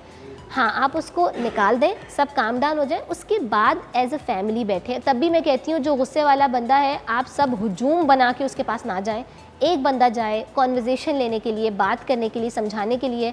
अगर हम ये समझ जाएं कि गुस्सा आ कहाँ से रहा है और वो कहाँ पीछे, उसकी पीछे स्टोरी क्या होती है, तो आई थिंक हम सब एक दूसरे के लिए थोड़े से लेस। तो ये पता कैसे चलेगा कि गुस्सा कहाँ से आ रहा है? बहुत अलग अलग वेज होते हैं। हमें मोस्टली पता होता है कि मैं अपने वालिद साहब की बात करूँ, आप किसी और, हमें पता होता है कि गुस्सा कहाँ से आ रहा है। वो घर से आ रहा है, वो काम से आ रहा है, वो दोस्तों से आ रहा है, वो पैसों की फाइनेंशियल प्रॉब्लम से आ रहा है। किस प्रॉब्लम से निकल के गुस्सा आ रहा है आपको पता होता है। आप देखते हैं रिलेशनशिप में प्रॉब्लम्स हैं, गुस्सा आ रहा है। कभी कभार हम ये भी देखते हैं, हम जेलेसी इज़ ऑल्सो एलिमेंट, आपको गुस्सा आता है, अंडरलाइनिंग होता है, किसी के पास कोई चीज़ है, मुझे चिड़ चढ़ी है, मुझे चिड़ चढ़ी है, मुझे गुस्सा आ रहा है। कभी कभार आपकी लो सेल्फ स्टीम, तब भी आपको गुस्सा आता है, आपको कंपेयर किया जा रहा है शुरू से।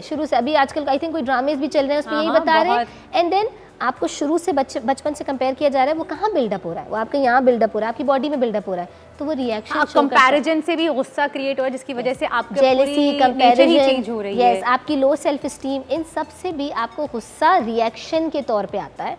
अगर आप उन चीज़ों को, अंडरलाइनिंग चीज़ों को ठीक करें तो आपको पता होगा आपकी body will show something else, वो कोई और रिएक्शन, और आपकी बॉडी आपको पहले बता देती है। थैंक यू सो मच आमना, आपने हमें बहुत अच्छे तरीके से समझाया और बताया कैसे गुस्से पे हम काबू पा सकते हैं। और पहली बात मैं आप सबसे रिक्वेस्ट करूंगी ये कि जनाब देखें, अगर आपको गुस्सा आ रहा है तो पहले तो गुस्से में काबू पाना सीखिए। अगर आपको गुस्सा बहुत ज़्यादा शदीद आ रहा है आपकी सराउंडिंग फैमिली पे, तो सबसे बेहतरीन तरीका, आमना शायद आप भी एग्री करेंगी, यही है कि आप अपने आप को एक अलग रूम में ले जाएं, 15-10 मिनट अपने आप को दीजिए, रिलैक्स होइए, फिर घर से बाहर निकल के आइए। और मैं घर वालों से भी, बीवियों से, बहन भाइयों से रिक्वेस्ट करूंगी कि, और माओ से स्पेशली, कि वो परेशान हो जाती है, हमारे बच्चे ने कमरे में लॉक कर लिया अपने आप को। नहीं परेशान है, और आप ही की औलाद है, अपनी तरबियत पे भरोसा रखें, उसको थोड़ी देर के लिए छोड़ दें। बहू के ऊपर गुस्सा करने की ज़रूरत नहीं है कि तुमने क्या कह दिया ऐसा। अगर वो गुस्से में है तो उसको थोड़ी देर छोड़ दें, बाद में रिलैक्स कीजिए, चीज़ों का सोल्यूशन निकलेगा और बैठ के प्रॉब्लम का सोल्यूशन निकालें, उसको समझाएं कि आइंदा इतना गुस्सा ना करें। अगर गुस्से की हालत में हम बहुत ज़्यादा प्रेशर डालेंगे, अगेन वही बार के ट्रिगर करेंगे उसको तो कि नहीं फट तुम्हारा जाएगा। मूड क्यों ख़राब हुआ, नहीं तुम्हारा मूड ठीक नहीं लग रहा, तुम्हारा मुंह बना हुआ है, तो और मज़ीद गुस्से में आएगा और चीज़ें मज़ीद ख़राब होंगी। और एक जाते जाते मैसेज देना चाहेंगे कि गुस्से को प्रमोट ना करें। किसी पे आपको ये स्टैंप लगाने की ज़रूरत नहीं कि जी ये तो गुस्से का तेज़ ही है, ये इसकी आदत है गुस्सा करना, इसने हाथ उठा लिया, गुस्से में आके इसने तलाक दे दी। हाँ, आप बहन change भाइयों के करने का रिश्ते में ये चीज़ें नहीं होती, फिर भी आप सही हो जाते हैं। रिश्ते बहन भाइयों के ऐसे हैं जैसे कि हमारी उंगली का और हमारा नाखून, अगर टूट भी गया ना दोबारा से वापस आ जाएगा। लेकिन मियाँ बीवी का रिश्ता इतना नाजुक होता है कि गुस्से में आपके मुँह से निकली हुई एक बात आपके बच्चों समेत आपके पूरे घर को तबाह कर सकती है। जनाब, तो गुस्से से बचिए, गुस्से में आके कोई फैसला नहीं लीजिए बराए मेहरबानी। एक बार फिर से मैं आपको शुक्रिया अदा कहना चाहूँगी आमना, और आप सबका भी शुक्रिया अदा करना चाहूँगी और उम्मीद करूँगी कि कहीं अगर किसी ने हमारी बात से अपने आप को बदल लिया तो शायद हमारा एक जो हमारी रीज़न था ये शो करने का वो पूरा हो जाएगा। जनाब, कल से मुलाकात होगी आपसे 9 बजे। देखते रहिएगा मुस्कुराती मॉर्निंग। अल्लाह हाफ़िज़।